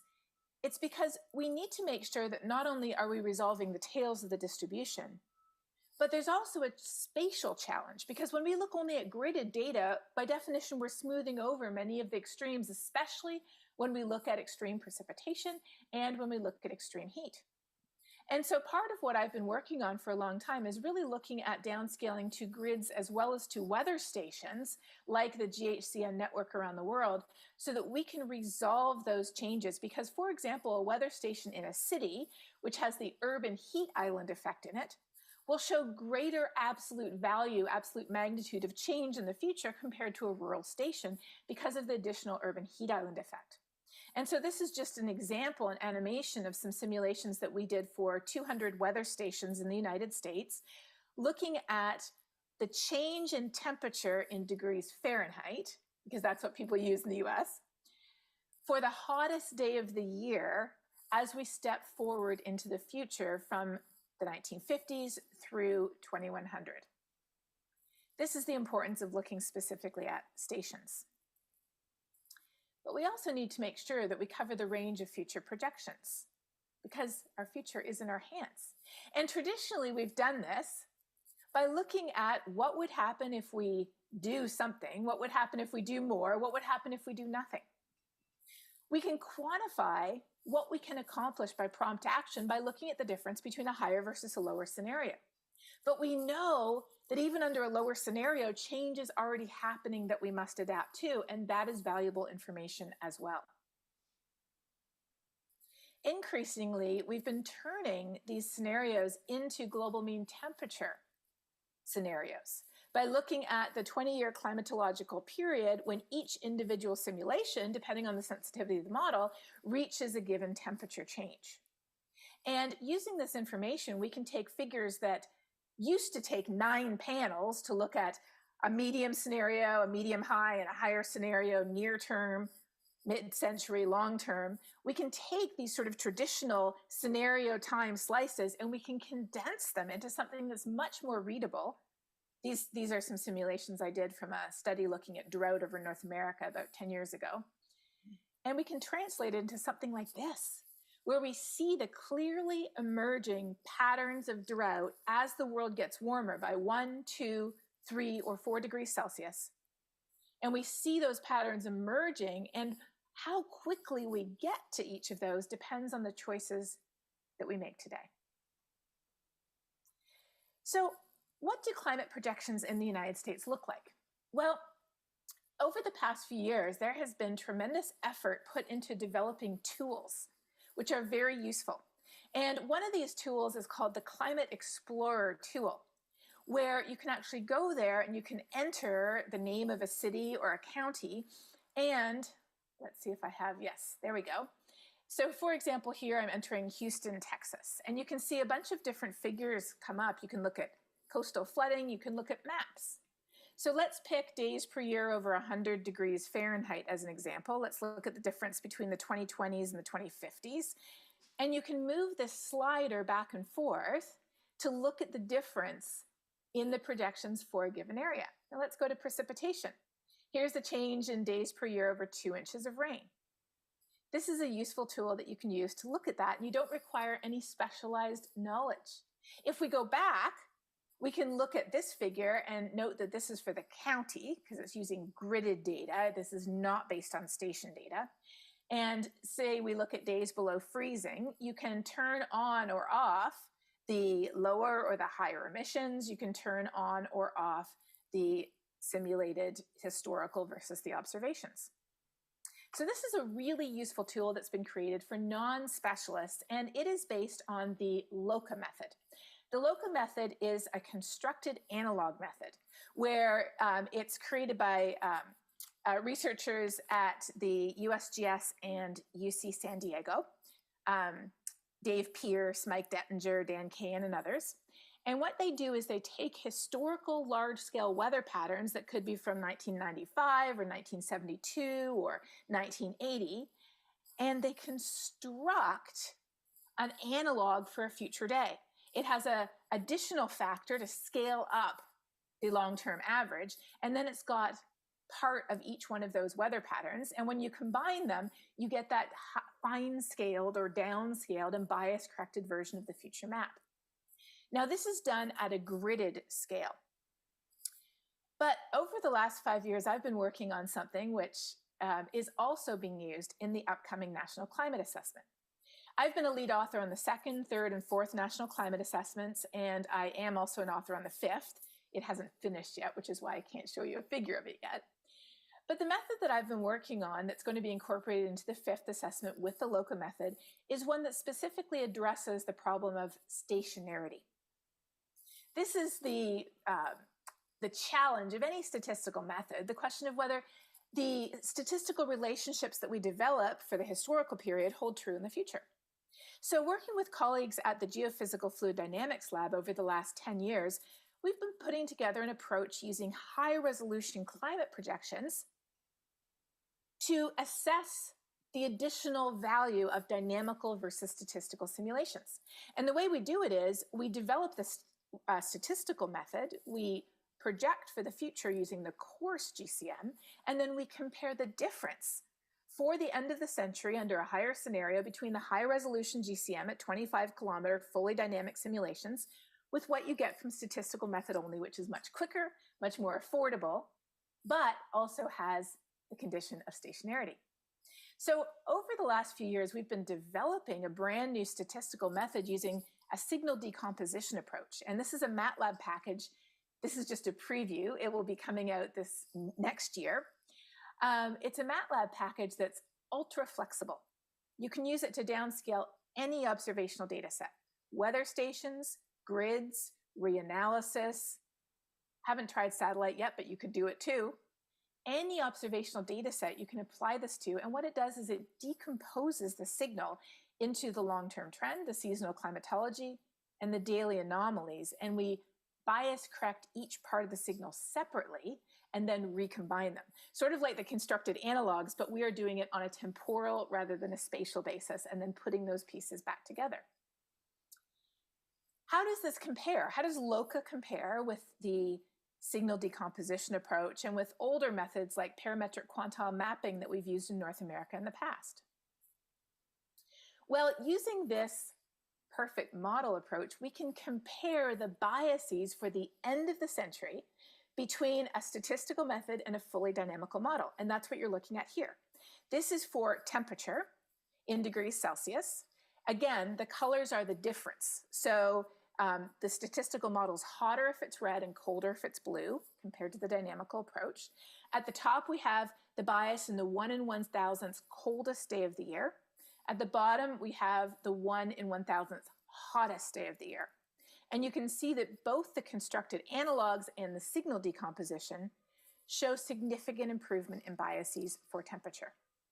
When we look at precipitation in percentage, this is the median, and this is the 1 in 10 wettest day bias, not the 1 in 10 all days, just the wettest days. You can see that we start to see some difference in the methods. We start to see a little bit more dry bias creeping into the Loca approach. But if we convert this into millimeters, because obviously precipitation varies significantly from one location to the other, so if we convert into millimeters, the picture looks even a little bit different. This is the same figure, the median and then the 1 in 10 wettest day of the year, but in millimeters instead of percentage, and we actually start to see some storm tracks that might be coming from the GCM. That makes it very difficult for any statistical method to deal with. And then when we go out to the tails of the distribution, the 1 in 100 wettest day and the 1 in 1,000 wettest day of all the wet days, then we do start to see some biases pick up around the Gulf Coast, probably due to the fact that a coarse resolution global model doesn't do a good job with hurricanes. So the question we then asked ourselves is, could these statistical methods be improved? And focusing on the signal decomposition one that we've been developing ourselves, we compare two things. First of all, what's the difference between the high resolution versus the coarse fully dynamical model, top figure? And then what's the difference between the high resolution fully dynamical model and the downscaled, bottom figure? If the two figures look very similar, that suggests that we're getting close to hitting the wall. There's not a lot more that we can do to improve statistical methods. And that's pretty much what we see, except down in the part of California where it's so dry that it hardly doesn't rain. It's very difficult when you only have one wet day in every 2 or 3 years to actually do a good job, of course. But we're starting to see that we're hitting the edge of what a statistical model can actually do. So we're piloting this approach with the upcoming National Climate Assessment, downscaling to both a grid and a stations. But right now, we're actually moving ahead to downscale reanalysis, to downscale a global data set at 0.25 degree resolution, to downscale global historical climatology network weather stations, and to convert these into secondary indicators because we want to make this information available as broadly as we can. Why? Because we are driving into an unknown future. And we need to look ahead down the road because we are on an unprecedented curve. This is a picture not far from where I live. The roads in Texas are very straight, usually, except once in a while there is a huge curve in the middle of nowhere, like this one right here. And we need to make sure that we can get around that curve safely because it's all of our futures on the line. So that's why this past year, together with some colleagues, I helped to write a book that just came out a year ago for practitioners on how do you incorporate this information into your future planning, into planning for water, for agriculture, for infrastructure, for transportation, for health. Because what's at risk here is literally not the planet, it's us. Thank you.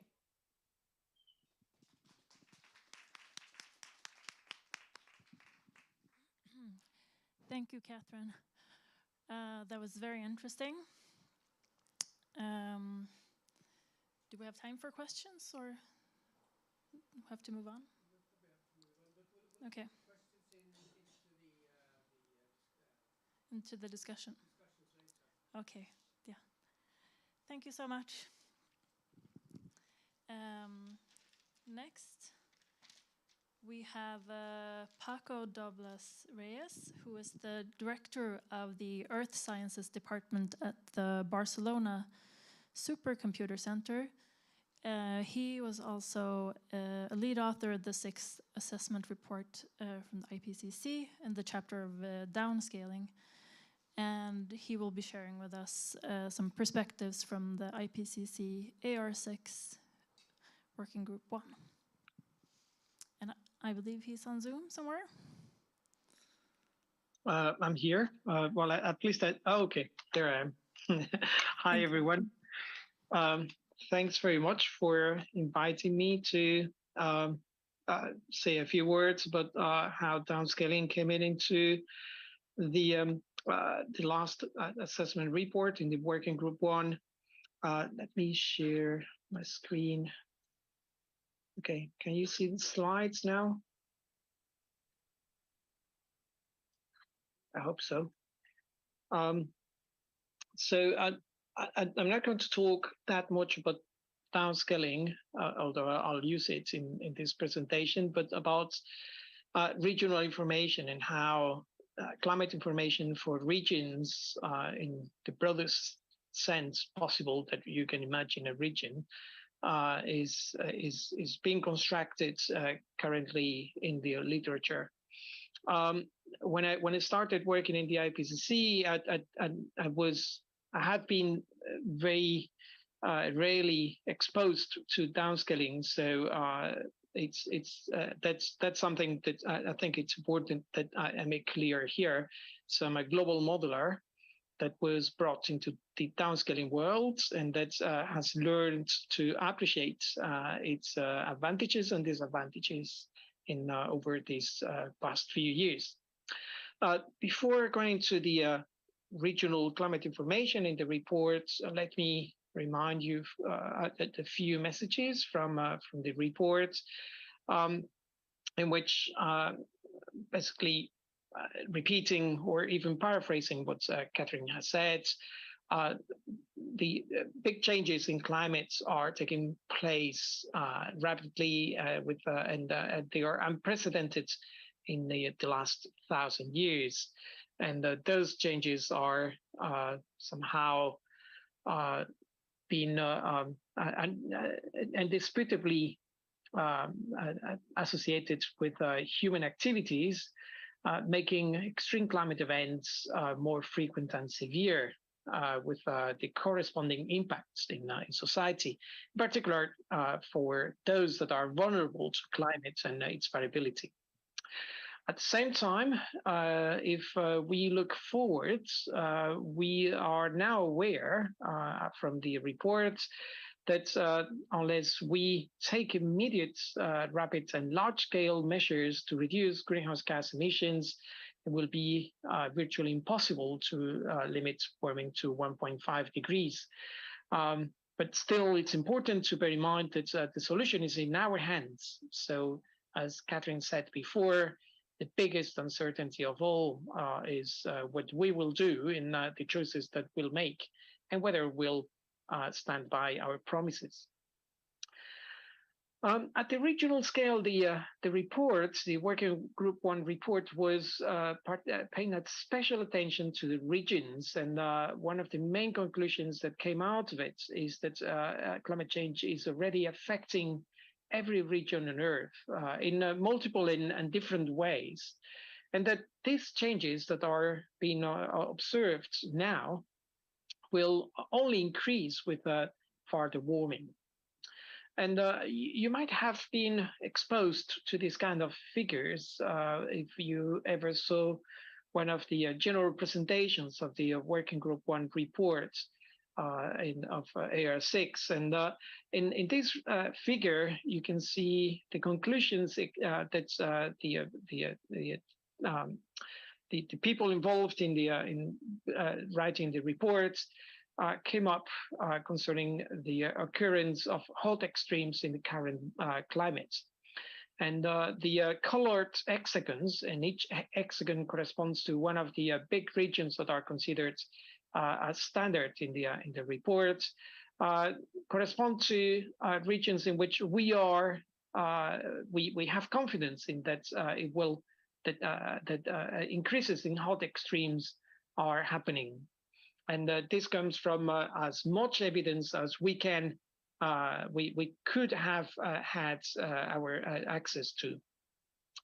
So how does the report reach these conclusions, and how does this message come out of the existing literature? So let me take you in a trip to how this is achieved. The report, as I said, paid a lot of attention to regional climate information. So this figure shows the structure of the report in chapters, with those chapters that had some relation to regional climate change in green, those that were mainly focusing on large-scale climate change in light blue, and then the interactive atlas in purple in between. And there are interactions between all these different chapters, but one of the important things here is that for the first time, the regional aspects were quite prominent in the reports. At the same time, there was a continuous effort to have a handshake with the activities in the working groups 2 and 3.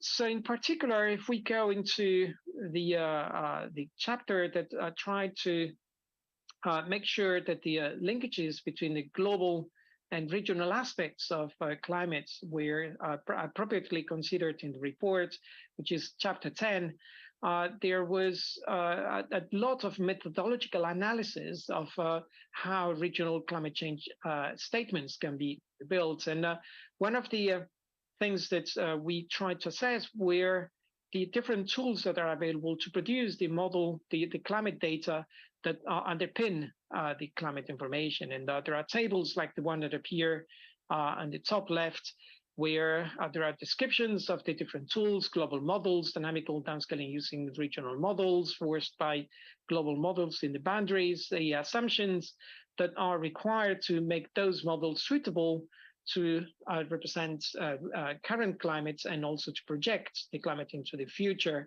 And the diagram illustrates the different models that were considered in the reports.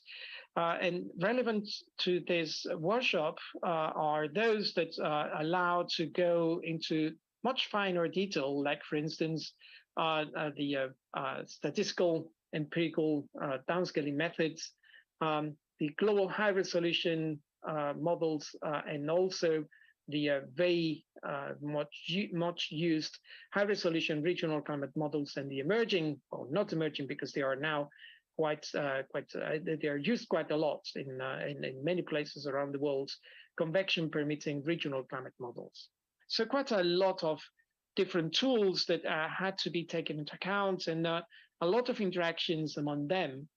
So what we tried to do is to try to assess the pros and cons of all these different tools. And then we tried to also assess and illustrate what are those pros and cons for different aspects of climate that are relevant to presumed climate information users. So the table corresponds to an assessment that is inspired in the value project that was executed in Europe a few years ago, that looked into a number of statistical downscaling methods that tried to basically look into the and the table looks into the different aspects, the different statistics of a range of variables. Here it's for temperature, but we looked also into precipitation and other variables, and the pros and the benefits and drawbacks of the different methods that are in the literature, or that were in the literature at the time of preparing the reports. The methods that Catherine mentioned are probably not included in the assessment of this table. And something similar was done by looking into the existing simulations performed with regional climate models. Like, for instance, we looked into the biases, compared those biases in a very coarse way, but still to the biases in global high resolution models, and also the standard CMIP exercises.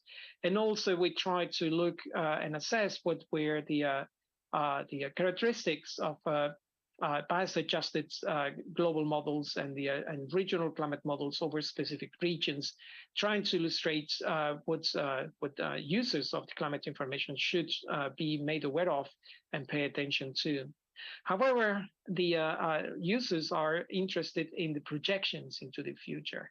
So, of course, the measures of quality, and again, Catherine referred to that, are fundamental and should be properly communicated to the users. But somehow, in the end, what they're looking for is trustworthy projections of climate change. And what we tried to do was to illustrate the a range of issues that have been identified in the literature that should be used as warnings as well when using the different sources of climate data to produce climate information, both from global climate models, but also from downscaling methods, either dynamical or statistical.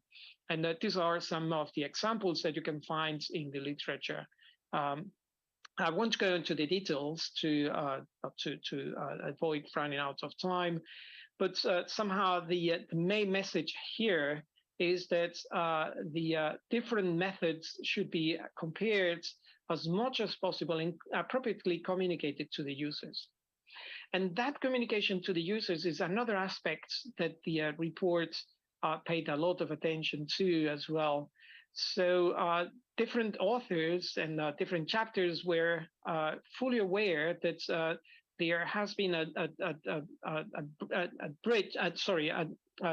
big gap between what climate modelers and natural climate scientists have been interested in, and what those that have to make decisions about climate adaptation are really looking for. So we also searched the literature that is behind the concepts of the generation of climate information, and we tried to articulate the assessment around the concept of distillation of climate information, where the idea of co-producing the data, producing quality estimates, and distilling all these different information, both from the climate data and the quality estimates, to provide synthesis that can be relevant to the users, has been in the literature quite a lot in recent years. And the communication and the continuous interaction with the users, which is illustrated in this continuous ellipse that appears on the left of this diagram, is really what plays the main role here, where the traditional view of the one-sided communication or transfer of the information, where the sources of climate information were actually ruling the production of the climate adaptation relevant information for the users, is actually not is disappearing and is changing the ways of working. So that the current paradigm that is appearing more and more in the literature is that there is a continuous interaction, or at least an effort to create bridges and methods that allow the continuous interaction between users, so that user-relevant climate information can be produced from the synthesis of climate information that specialists can obtain from the different climate sources, climate data sources that appear here at the top of the figure. This was somehow put in practice in the report, at least partially, because the co-production part of the whole paradigm could not be put in practice, basically because the interaction with the users was not possible there. So somehow the report is not a climate service; it's basically an assessment of the knowledge at the time of the assessment. And the following four steps that appear here were followed when producing climate information. So the collection of the different lines of evidence with the number 1, the assessment of those lines of evidence using expert judgment that is the number 2, and then numbers 3A and B correspond to the traceability of all the information that underpins the statements of regional climate information that are part of the final synthesis that appears in 3B. So this process was extremely time-consuming, extremely complicated, and that was even without having specific users on board. So it's very time-demanding, but it's incredibly rewarding because it allows to make the most of the different data sources that we have that are very rich, but that have been underexploited so far. And at least that's what the literature is saying.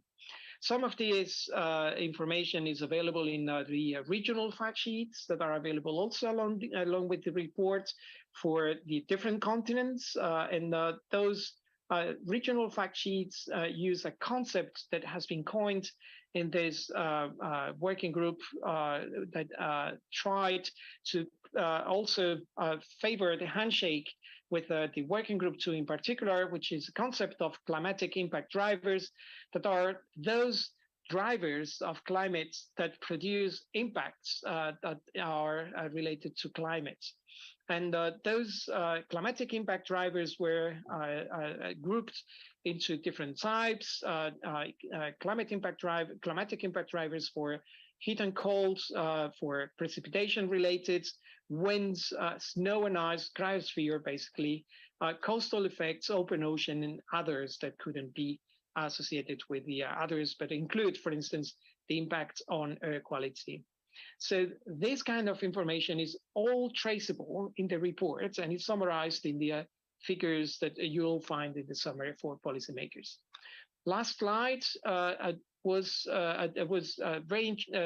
we are very proud in working group one, and in particular among those that were involved in the original climate chapters, of the achievements of the interactive atlas that contains a lot of information that I presented here, and that is still active.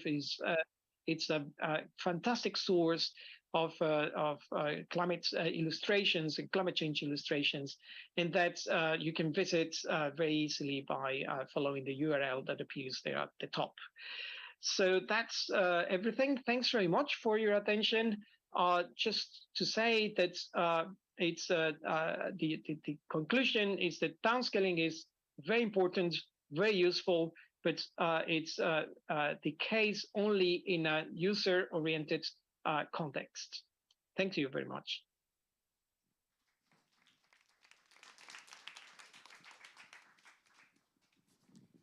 Thank you very much. That was very interesting, and I think both the examples from the IPCC process and from the US that Catherine presented will be very helpful in our discussions. Next, we have some work in our breakout groups. We're going to T2. Maybe we should we mix a little bit? Maybe try a different table. So the theme of T2 is how can we add more value through 3 approaches: downscaling, sensitivity testing, stress testing, storylines. This is regarding using observations and model results. So here's a description. Downscaling is a scientific approach for producing future projections, but there are also some practical non-scientific, more engineering approach parts that involve stress testing or using storylines to prepare response to climate extremes, as well as sensitivity tests to learn which factors matter the most for certain systems. Furthermore, historical data and global climate models may also provide relevant information for stakeholders and be used for designing weather generators. So you have 3 questions to discuss. First, how would you make use of these 3 approaches? That is downscaling, sensitivity testing, and stress testing. I guess to add value. Or is it sufficient to just rely on downscaling? Question 2, are there efficient common approaches and tools that can be applied for all regions' models? And if not, is there a need for some common methods, and would cooperation around development be desirable? I guess it's like a cooperation between actors in different regions, maybe. Was there? And okay. And 3, do you have good examples to share? So Rasmus is asking me to explain the 3 approaches. So downscaling, you all know, that's regional or statistical downscaling. Sensitivity testing is where you run a model with perturbed starting conditions to see what the model is sensitive to. So if you run it with a higher or lower temperature, for example. And stress testing is, how would you define, what do you mean by stress testing?